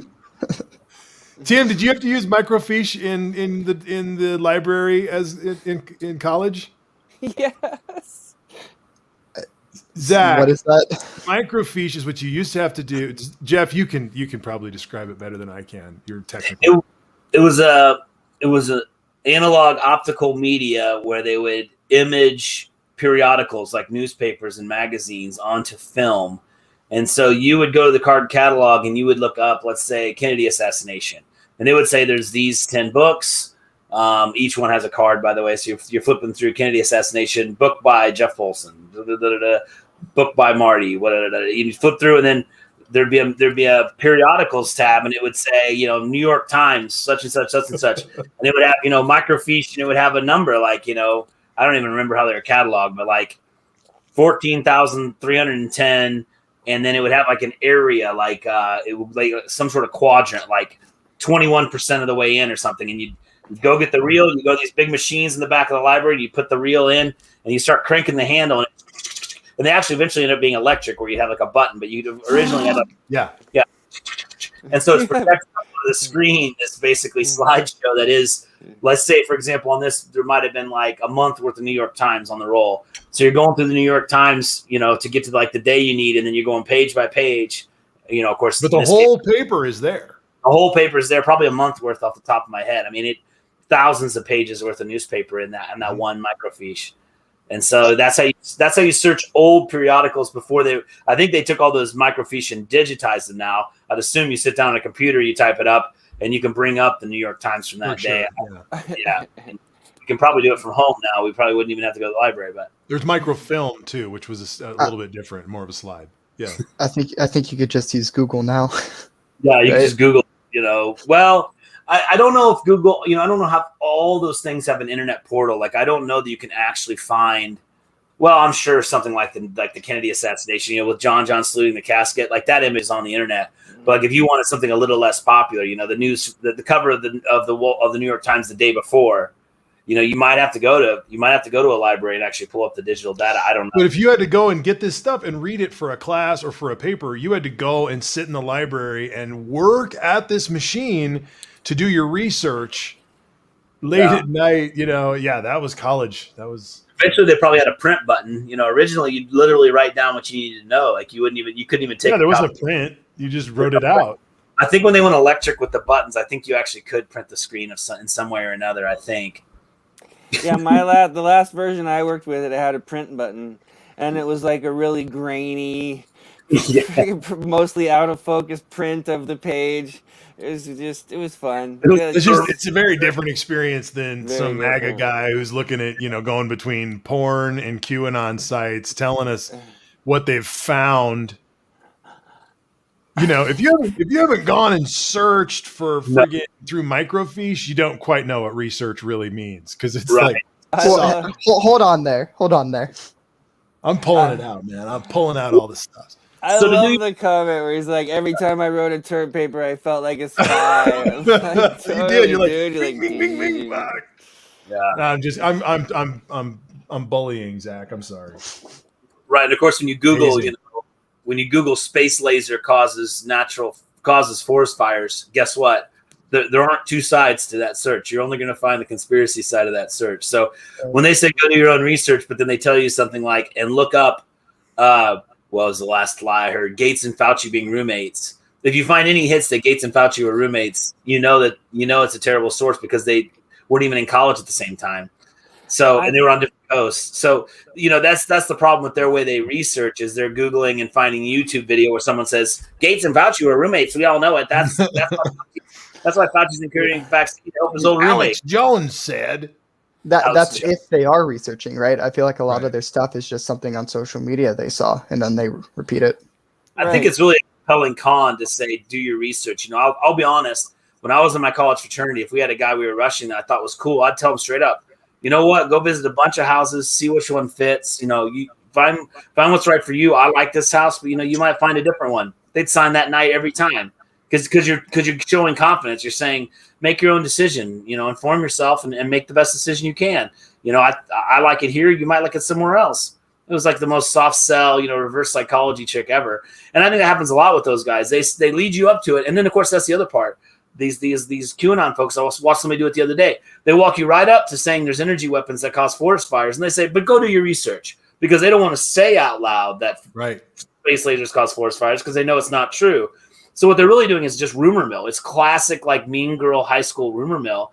They never go on the record to say so-and-so is a pedophile, because they know they can be sued for that. So they just say, just look up DNC pedophilia. You'll see what you find. I mean, you do your own research. Well, again, if you look up DNC pedophilia, you're not going to find some objective article on what amount of pedophilia. There's also never intermediary friendly banter about, hey man, my garden is up, or hey, I had to get new tires on my car. There's never any of that human interaction conversation in any of those scopes or conversations. They're always tilted towards a very small series of items and questions. And they do all this research, but you do something like bring up Trump's 26 sexual assaults on women, and they have no comment. They've done nothing. They don't know the publicly accessible court documents. They don't know anything. They just, I don't know. I think that was made up. Well, that was made up. I mean, you can literally research it. Like, it doesn't take a lot of searching to find the actual legal documents of some of these complaints, and you can read the actual complaints written by One of my favorite examples of that, Jeff, is how loud they used to be on the Epstein Island controversy when it was like unknown, and they were like, dude, I've been doing my research about this. Let me tell you, you're going to find out about Epstein's Island one day.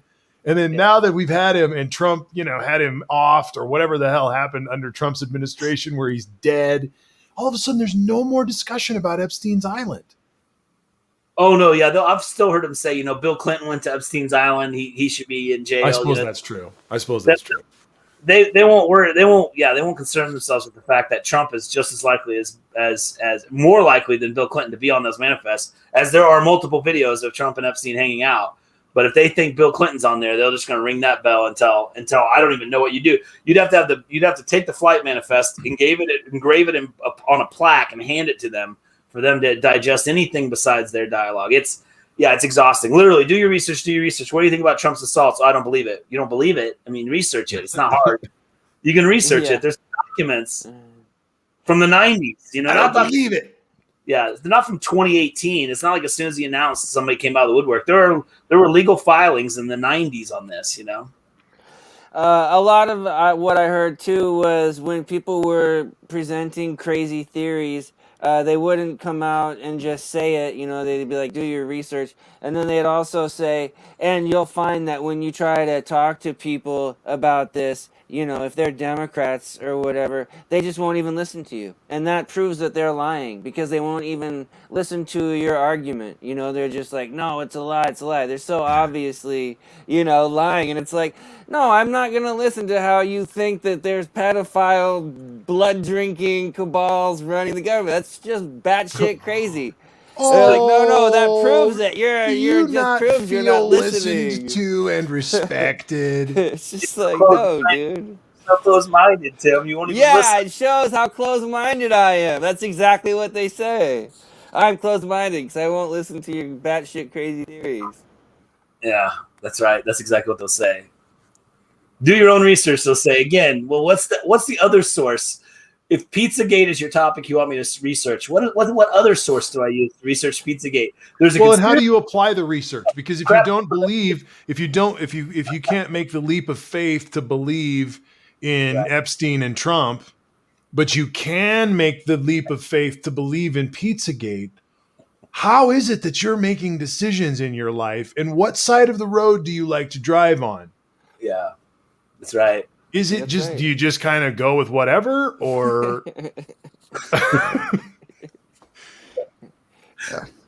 Trump said he almost died in that helicopter that all of his executives died in, yet he never ever rode in that helicopter with them. So he could not have possibly been in the helicopter with them. Oh, I don't know about that. You know what? In his mind, he was that close to getting on it. Exactly. Oh, yeah. No. 24 hours it turned into. I almost got on that helicopter, even though I believe he had a meeting afterwards in New York, so he couldn't have even gone down with them. Anyway, there's 1,000 stories like that about Trump where he contradicts reality. Yet we're supposed to research, pizza pedophilia in a pizza place that doesn't have a basement. Yeah. While we're talking about this, recently for laughs, I went back and watched the first 2016 Republican primary debate. Ooh, and one of the things that happened in that debate is Trump was asked about a couple different things. I think one of them was how he was going to get Mexico to pay for the wall. I think that was one of them. He was also asked a couple other questions, and he could not give an answer. He just kept sidestepping. And that's what a lot of these, MAGA people do. They can't give you an answer, so they either say do your research or they sidestep and strawman. They strawman a lot, and they change the subject a lot. Mm-hmm. I mean, they are notorious for changing the subject. Like, well, how's Mexico going to pay for the wall? Well, you want open borders. No, stop. How are you going to pay for the wall? Well, Hillary Clinton wants open borders. First of all, no, she doesn't. Second of all, how are you going to pay? Jeff, I literally had that conversation with someone from the MAGA crowd today. That exact conversation. Sure. Like, I believe to 100%. the T. I believe you 100%. I noticed you had a little tick there when he did that. I didn't know where it came from. Something got triggered. Yeah. Well, and then, there's so many examples too. If you go back to 2016, I mean, Trump just railing on Ted Cruz over and over, railing on Marco Rubio. And then within, a year, they're both just like, we love Donald Trump. I mean, it's just ridiculous. I mean, Steven Risotto reminds us, he tells Ted Cruz, you are the single biggest liar. The Inquirer accused Ted Cruz's wife of sleeping with a bunch of people. And we all know the Inquirer was in Trump's pocket. He called Ted Cruz's wife ugly, which she absolutely is not. I mean, it's just, and these people just suckled right back up to him. I mean, it's just, they've created a monster that's broken off the leash. Ted Cruz's dad killed Kennedy or something. Yeah. Remember that? Like, he was like, he was in the Cuban mafia. And it's like, dude. Public information that Ted Cruz's dad was involved. Yeah, and the assassination. It's like, what are you? I don't think it was serious when he said that. I think it was just, speculating. That's just some locker room talk. That's locker room talk. Well, Tim, now I'm going to lean on something else because there are two of us unfortunate people in this room that are both clergy, fortunate and unfortunate, I should say. Praise the One of Lord. one of the unfortunate elements of being involved in the church and in a religious organization is you sometimes get the brunt of people who've been talking shit about the pastor or the leader, and then you find out about it later, right? And this stuff happens. And in the midst of those conversations, those are the kind of things that are said, right? Like everybody knows that you're or fill in the blank. Yeah, Everybody understands that it's public knowledge that a lot of people are saying. A lot of people are saying That's what they always say to me. A lot of people. And so then the final thing I want to say on that is you can tell what they've been having their conversations about late at night based on what the next fill in the blank is. Totally. And my latest response I shared with you, it's like, it sounds like you've been talking about this quite a bit. I'm just curious, why didn't you talk to me about this when you wanted to talk to other people about it? Why wasn't I one of the people that you included in your desire to have a conversation about it?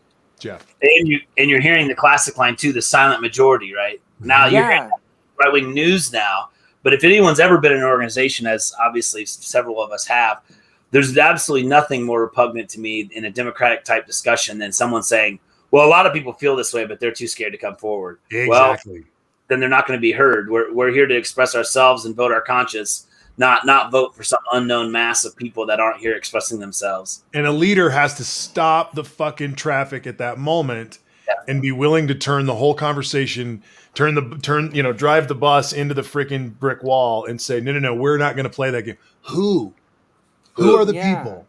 Yep. Who are they? And so if you're in that place where you're actually going through the change, you have to stop and go, I'm sorry, who is that? And then you identify, it was you and Marjorie Taylor Greene.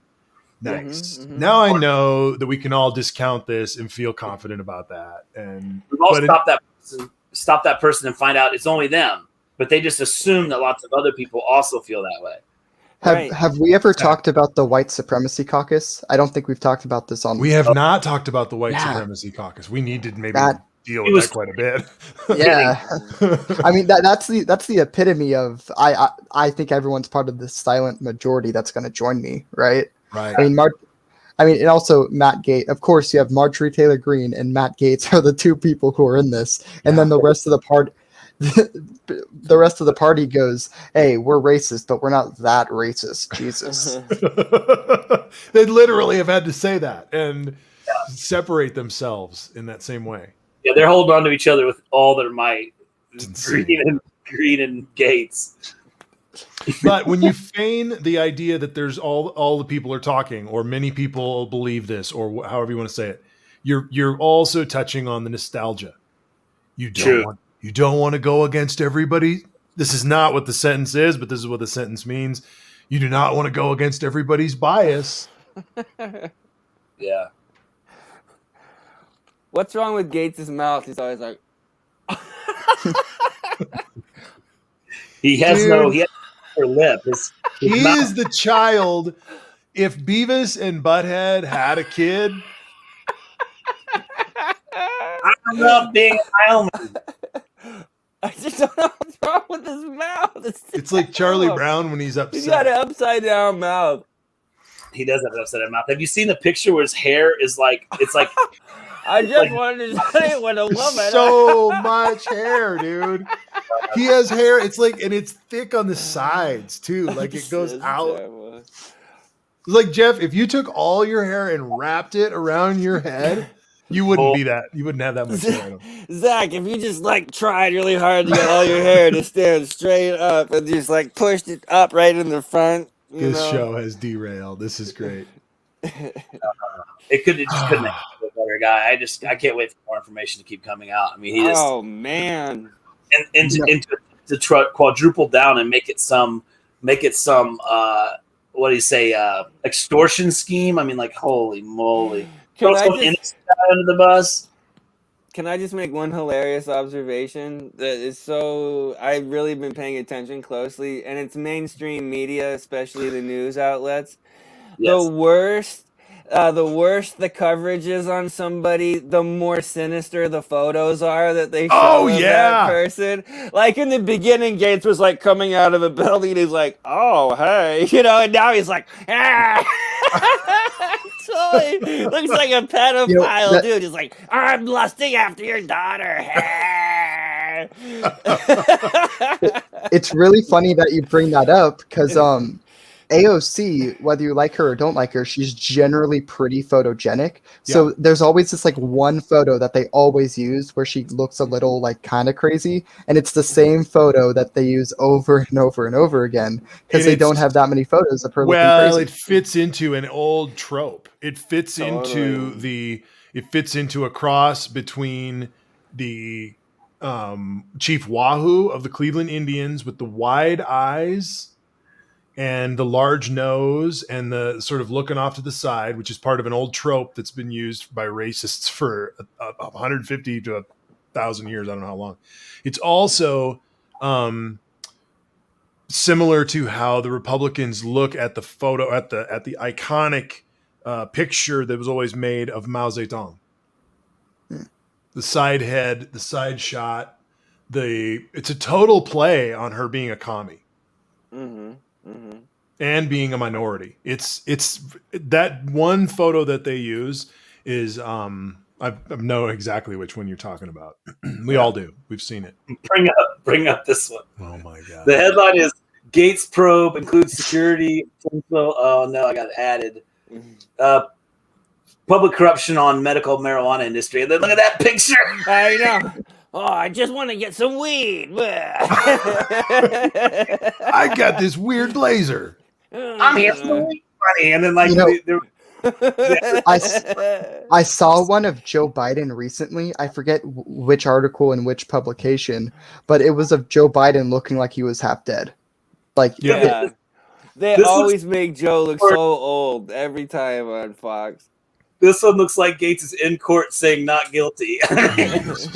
Looks dumber than a bag of hammers, man. Look at his mouth; it's messed up. Yeah.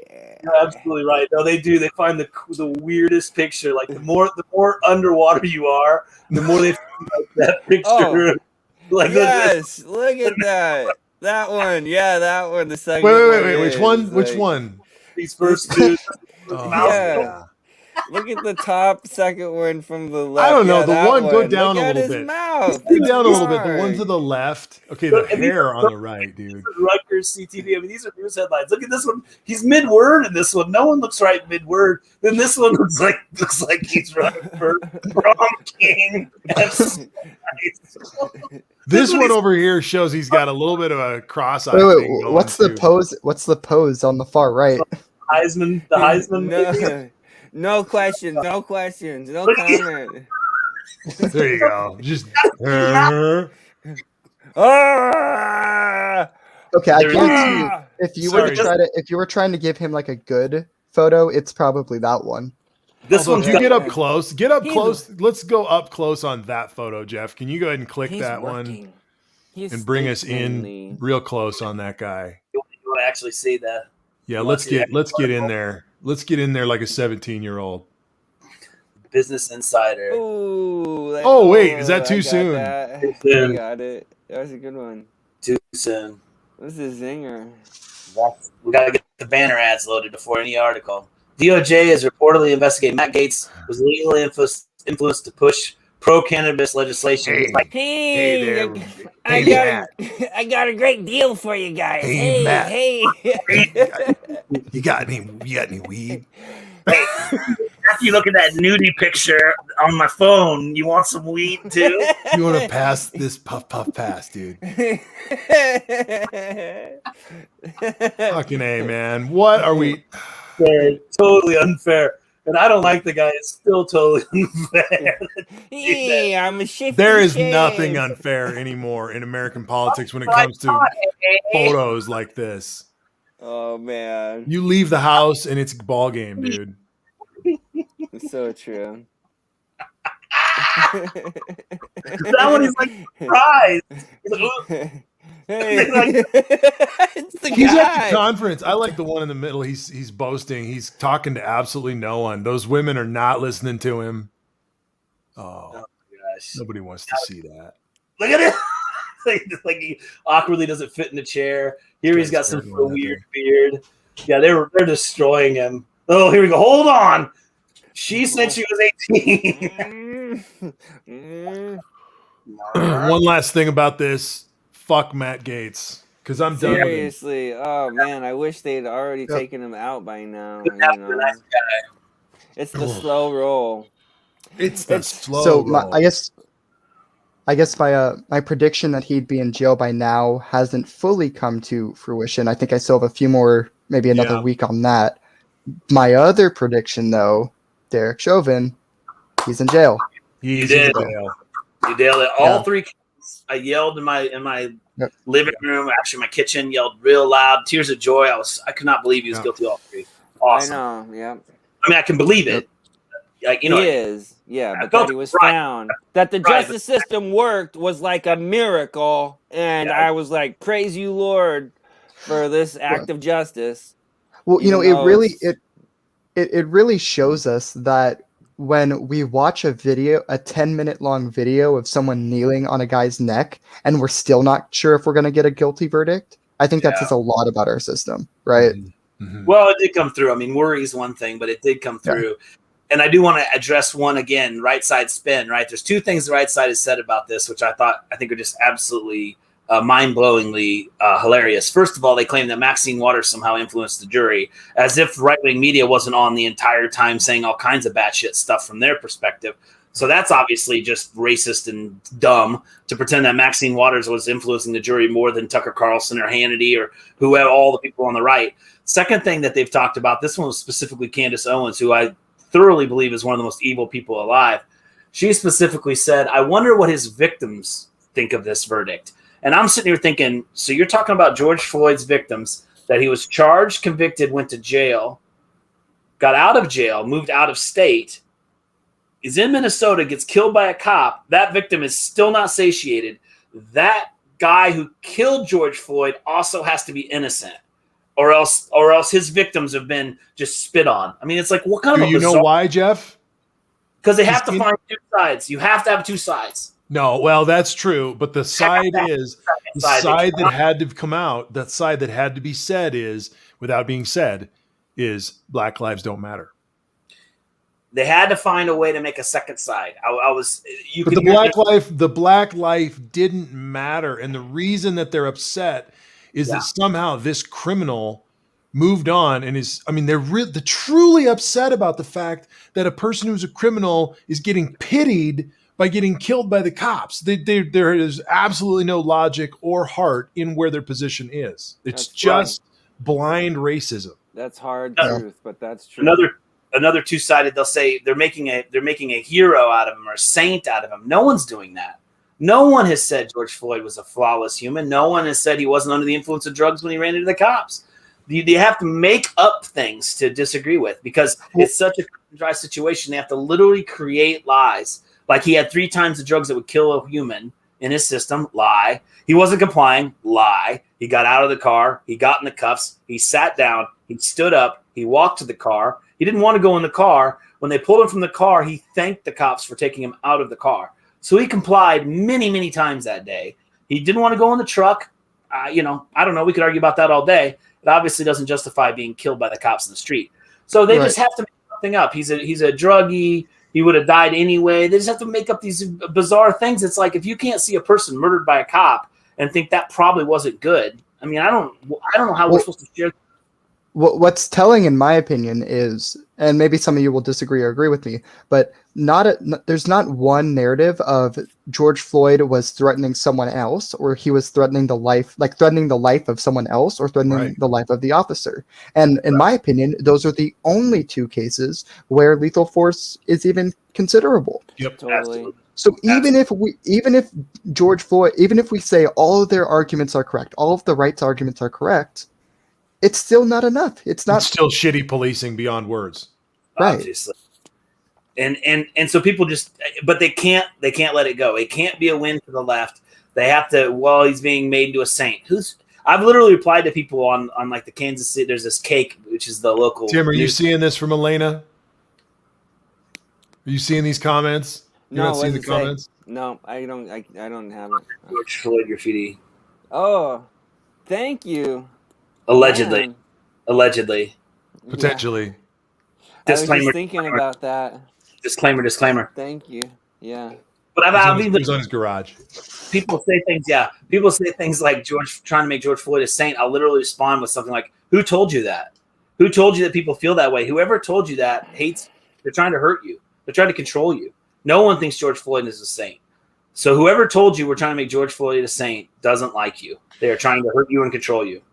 And the only other thing I would say to that is the only thing that makes George Floyd a saint to me is that he brought so much light onto such a dark, broken system that in his passing, in his absolute unfortunate murder, that he was able to shine light into this world in a way that might make things better. So maybe there is an argument to that, but it is not that we think he's something special and that we think that he was not a sinless person or that he didn't commit crimes or do the shit that he did.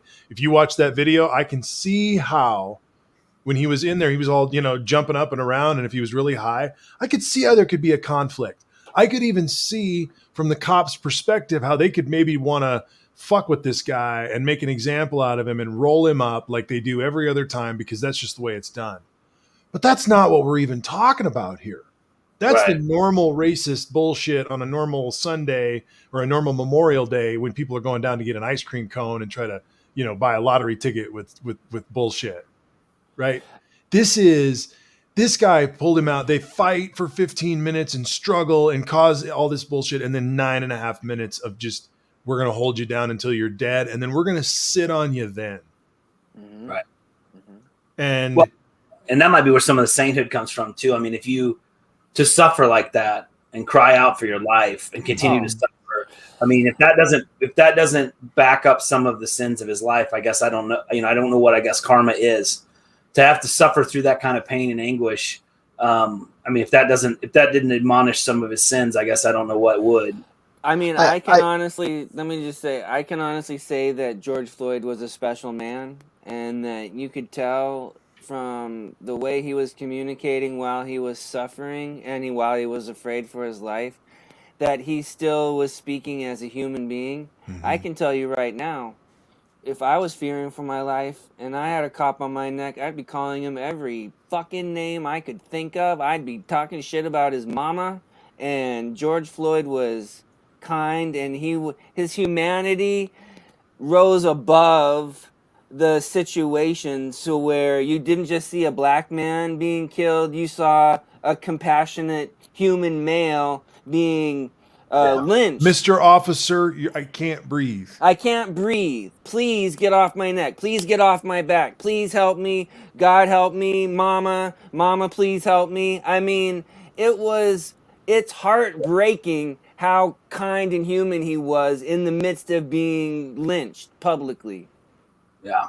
And then you see that little girl, that little beautiful little girl who'd come down to get an ice cream cone with her silly little kid shirt on that just says the word love. I mean, yeah, and the crowd that they kept the crowd, they were all saying you're killing him too. In other words, they weren't just yelling and screaming and, like we were saying, calling him names or anything. They were saying you need to get off him, you're killing him. There was an EMS that walked by who said you need to check his pulse. The one guy was a martial artist. He said you got your knee on his neck, he can't breathe. Everyone's telling him he can't breathe, you're killing him. And that was supposed to be the crowd that was made the cop so confused that he couldn't keep track of what was happening. I mean, thank God it went the way it went. I think the case was made very cleanly. He's getting more charges rolled up against him for doing this to other people too.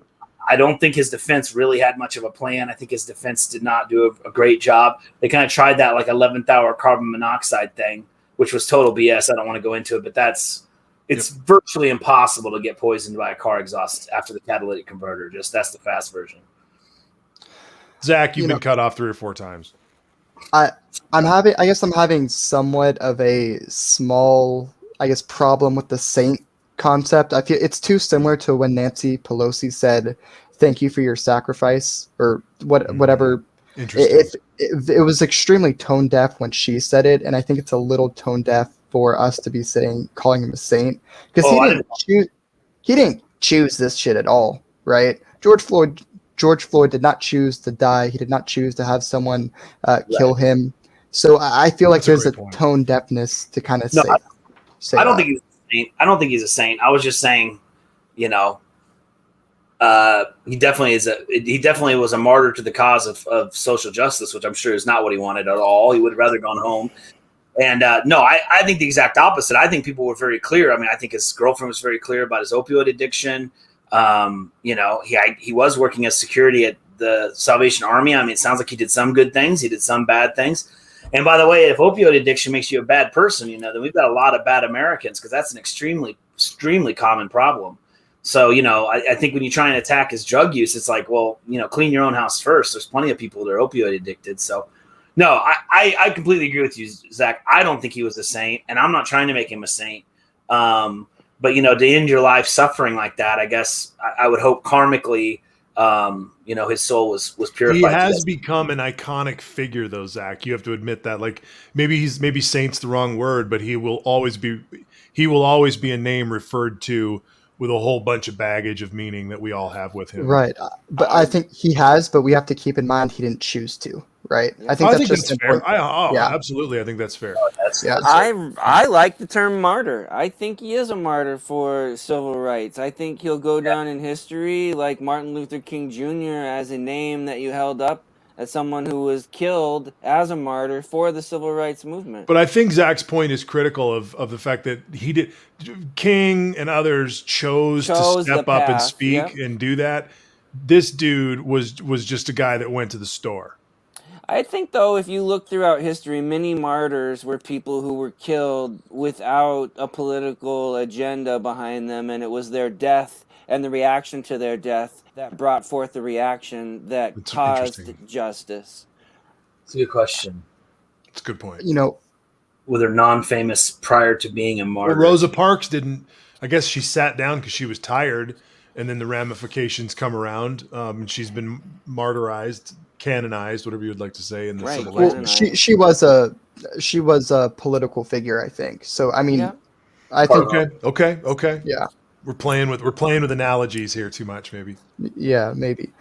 You know, something that I saw today that was extremely, I guess, disheartening is there's a video going around. I'm going to say no one should look for this video. It's very traumatizing to a word, where you have a cop in Florida who kneels on the neck of a pregnant woman and tasers her belly and she miscarriages, I believe. Jeez. What? And it's point blank. It's point blank multiple times on her belly, and she's visibly pregnant. That's just terrible. It's wow. Just, there's some really dark shit going down. In the midst of this, right? I mean, in the midst of this, how many other people of color, black people particularly, males, females, have been beaten or killed? I mean, it's this. They are stacking on top of each other so fast, it's almost impossible to keep track of which funeral, which political hashtag, which part of the Black Lives Matter, funeral. That Tim, I was working on some stuff right now. I was working on some stuff for church today. I'm doing a reading for an education piece that I'm doing for the members of my church on the 1994 document that the ELCA passed on community violence. And I was going through it. It's good stuff. It's very well written, but it's from 94. And in the midst of it, there's a couple spots that I get to as I was reading it and kind of going through it for the workshop. And it was like, but we trust our justice system to be just and equitable. And then it moves right on. And it's like, there are from those assumptions of middle America in 1994 through, pre 9/11, pre all the wars that we've had, pre Columbine, all of the gun violence that has just become so normal that we don't even look at it. Like, I can't read that. And in fact, I stopped in the middle of it and I was like, that's a questionable statement. Well, we trust our public servants and our judicial system. And I'm like, I can't say that as a responsible church or community leader right now. I cannot pretend like we have fair and just and equitable systems. Like, for instance, we were talking about if you comply by the rules, right? If you just comply by the rules, it should work out for you 9 times out of 10 or whatever. The fact of the matter is, and we saw this just a couple of weeks ago in that video of that soldier who had been pulled over and had the guns pointed at him. What the fuck is he supposed to do? If he does everything right, they're going to shoot him. If he runs for it, they're going to fucking shoot him. If he does stuff that's wrong to save his own liberty, he's going to get shot. Those cops were looking to shoot him. Yeah. The one cop said, "We're going to electrocute you. Get ready to ride the lightning." I mean, that's the electric chair, right? That's the way I heard that phrase. So we're gonna kill you. Get ready to be killed. And he's sitting there going, "What is happening?" So we can't go forward without naming the fact that we do have to abolish our police priorities. We do have to abolish our police. Maybe what would be the articles or the founding papers in an organization would be the Constitution, but whatever it is, that the origin of our police departments, the charter, that's the word I'm trying to think of. Yeah, brother. Like, let's go back and research the charter and be like, why does this exist? Right. I will say, from a church document to say we believe in the justice of the justice system, I will tell you that in my mind, the opposite is we believe in vigilante justice or clandestine decision making. I would like to point out that I think any organization should have the stance that we comply with our government, because I do too, but there's a theological element to that as well. Yeah. That goes along with it. Well, it's good governance, is godly governance, and all of this stuff, and there's fairness to that, but you can't talk about policing anymore and call it at all good governance, because we've learned too much. It's not there anymore. That's lost. And liberation theology grew out of the poor in opposition to the way they were being treated by the government and by the church. Mm-hmm. I mean, that's where liberation theology comes from. It's a theological framing of our response to being fucked over by an unjust system. Fair enough. If we were to, I guess, tie this back a little bit to the filibuster, something we're talking about earlier. Yeah, thank you. At a certain point, it's not just a procedural thing. If the filibuster was not there, would we see gun reform? Would we see meaningful criminal justice reform? Would we see meaningful voting rights reform? Would we see meaningful union rights reform, workers' rights reform? Yeah. At a certain point, we need to start associating the filibuster with the filibuster itself is racist. The filibuster itself is anti-union. The filibuster itself is against voting rights. At a certain point, it just needs to come to that. Mm-hmm. And that's where I think Joe Biden needs to start take a public pressure campaign. I mean, and start naming those things that you just said, clearly naming them and saying, all right, here, we're moving past it because of this. We're moving past it because we're moving through this filibuster. We are this close, not only to, celebrating that we've got 200 million shots in arms. We recognize we're almost this close with this 5-part agenda. Let's make that 5-part agenda famous. I'd add a second way to express it. I would add is that, if you ask the poll question, are you aware that the filibuster allows 40% of the senators to block a bill? I think a lot of people would react differently than filibustering, and even possibly terms like racist. While I get exactly what you're saying, Zach, definitely anti-progressive topics, because it's used to fight those topics primarily, or even at all. It's a tool used to fight progress. And I agree with you 100%. Yeah. But it's very important just to add, we have a representative democracy, 2 senators from each state. Great. All that makes sense. Woo, let's do it. And we all vote for our 2 state senators. Great. That's a great system. And then 40% of them can block any bill. Well, why is that? That to me is the selling point. Why do we have this anti-democratic, we're supposed to be a republic. We all know the Democrats love to talk about republic and how we're a republic. But we're a republic with some super minority blocks bills rule. I mean, really doesn't make sense. Right. Once I heard it described, I'm like, why would we ever have had that? Again, the idea of let's reconsider it, let's take 2 weeks, let's have more dialogue, that I get. Let's not just call the question and push the law through. I get that concept. But the fact that the filibuster actually kills it, I don't think that's what anyone would really want if they stopped and talked about it. Mm-hmm. Right. I just am still coming back to the question of, why are we still debating whether we should get rid of it or not? Because I think it goes back to what Marty said at the beginning.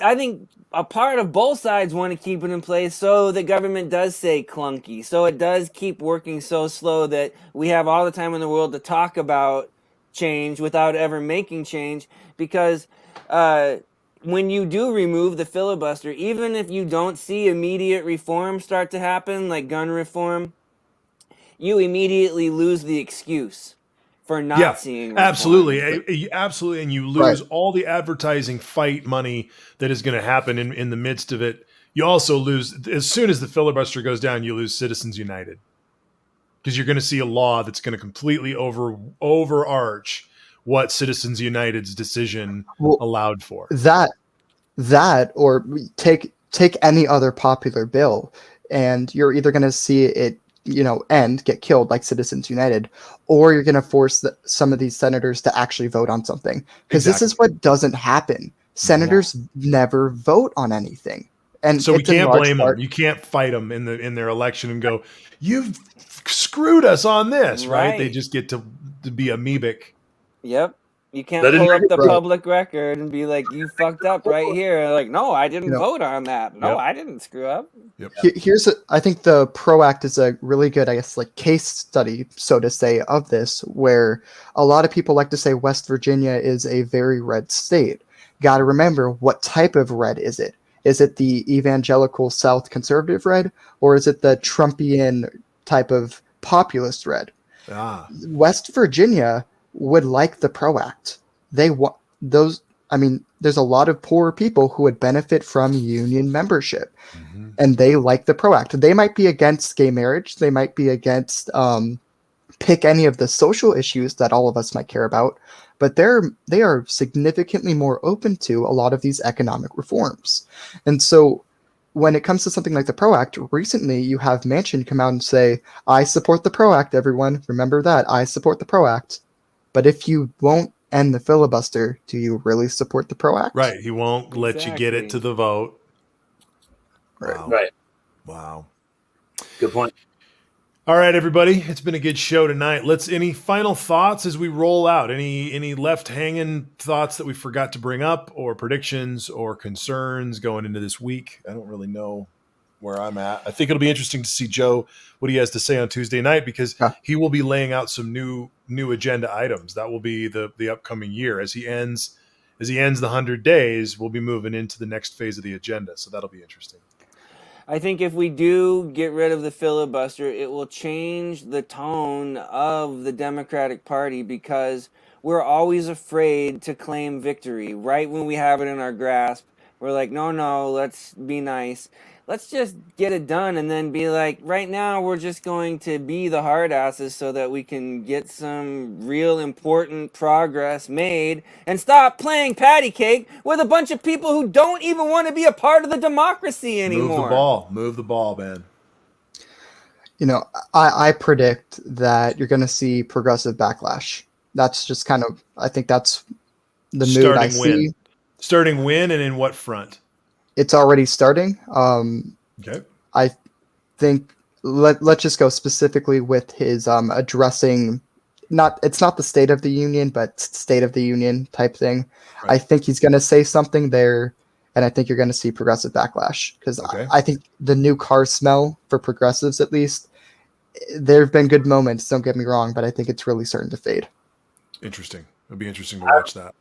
I have a prediction. At least one member of the two houses will do something as a protest, either yell out or sit backwards or cover their eyes. Probably Green, maybe Bobart. They will wear a mask that says "Not my president," something like that. Because 60% of Republicans don't think the election was stolen. So I predict he'll come in and, similar to whatever when Obama said something about healthcare and someone yelled liar, something like that. I forgot about Bobart. I don't think these people have the ability to. I don't think they have the class, elegance, sophistication, intelligence, integrity. Do you think anyone will try anything more than a stunt? Do you think that they will? Arrested? They were all white that one time. Yeah. Or a lot I of love women. that shit. I love that. I think it'll be at least. I mean, it'll be. I'm going to say it's going to be above that. It's not going to be everyone. Well, you know. Do you think that any MAGA representatives will try to sneak a gun in? I don't think that. No, but I think there could definitely. They have that since 1/6. They have. So I'm just lifting up the behavior of Republican leaders. Wow. Who can't seem to stop being anti-government. So I'm just, making room for that. That's all. I mean, I'm not predicting anything. I'm just curious because you never know what these guys will do. Could Hobart whip out a ghost gun, to make a point or something? I mean, of course. I mean, it just needs to be said. She'll bring in a real gun. Yeah. Yeah. I don't know if she will or not, but you can't put it past a Republican. And we're gonna be coming around the horn, now post sedition on 1/6. As we go around the horn, we're going to be going into Memorial Day services. We're going to be going into 4th of July parades, where some folks are going to continue on with this MAGA run, and others are going to be, potentially heckling, making sure that folks know that not everybody hates the United States who lives here. I mean. How does a Republican ever chant the word USA again after not distancing themselves from the new Confederacy? You know what I mean? It's tough. It's a tough place to be. It is. Well, I mean, they were chanting USA, USA after loving the old Confederacy, right? So, I just raise these as questions. I think cognitive dissonance is the short answer. I think cognitive dissonance, they can do all kinds of things we wouldn't believe. Yeah, I think, once Trump did that, Trump kind of opened Pandora's box. We haven't even seen the craziest shit that's going to come down the pike, That's why I asked the question. Just getting started, man. Just look at what's happening already. already. To think that shit is behind us is foolhardy. Oh, totally. Don't kid yourself. They're just getting warmed up. This is just the trial run, really. Let's just see how far we can go. Now we know. Josh Hawley do could be better your next guy. time. Maybe it's Josh Hawley who will be the naughty one. He's got to elevate himself more. Yeah, there'll be he's made sure to put himself on the wrong side of literally everything. So I think he voted against he voted against the Asian hate legislation. There were, what was it, 96-1 or 94-1, and he was the one who voted against it just this week. I'm sure he called it racist, right? I'm pretty sure he's already been laying the grounds for a presidential campaign. I don't think he'll win, but I think he might be in the race in 2024, assuming Trump doesn't run. What he can do to that race is what will be interesting if Trump does not run from the hardest of hardcore MAGA. And if you don't have Trump run, you'll probably have 2 or 3 MAGA in there, real MAGA like Hawley. What they'll do is they will destroy the narrative in such a way. Hawley is, I've watched him. He's really good at this. He will run the narrative hard, and it'll be tough as in the MAGA coalition to beat him if there's no Trump running. Yeah, I think that's fair. I still think DeSantis is a better candidate. He takes that area. He's in that lane too, so you could be right. Yeah. Party people, thank you for hanging in there with us. I think DeSantis is just, man.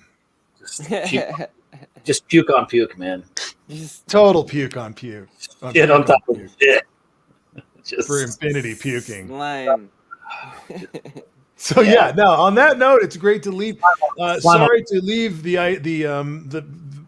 image of Ron DeSantis in your head as we close tonight, but everybody drive safe as you leave, and be well, everybody. Thanks for being here. Forward us around once you get back on Twitter and see this thing. We're actually seeing a lot of folks watching this a couple days afterwards. So love this medium, and we're just going to keep plowing forward as we go forth. And rock on, everybody. Peace.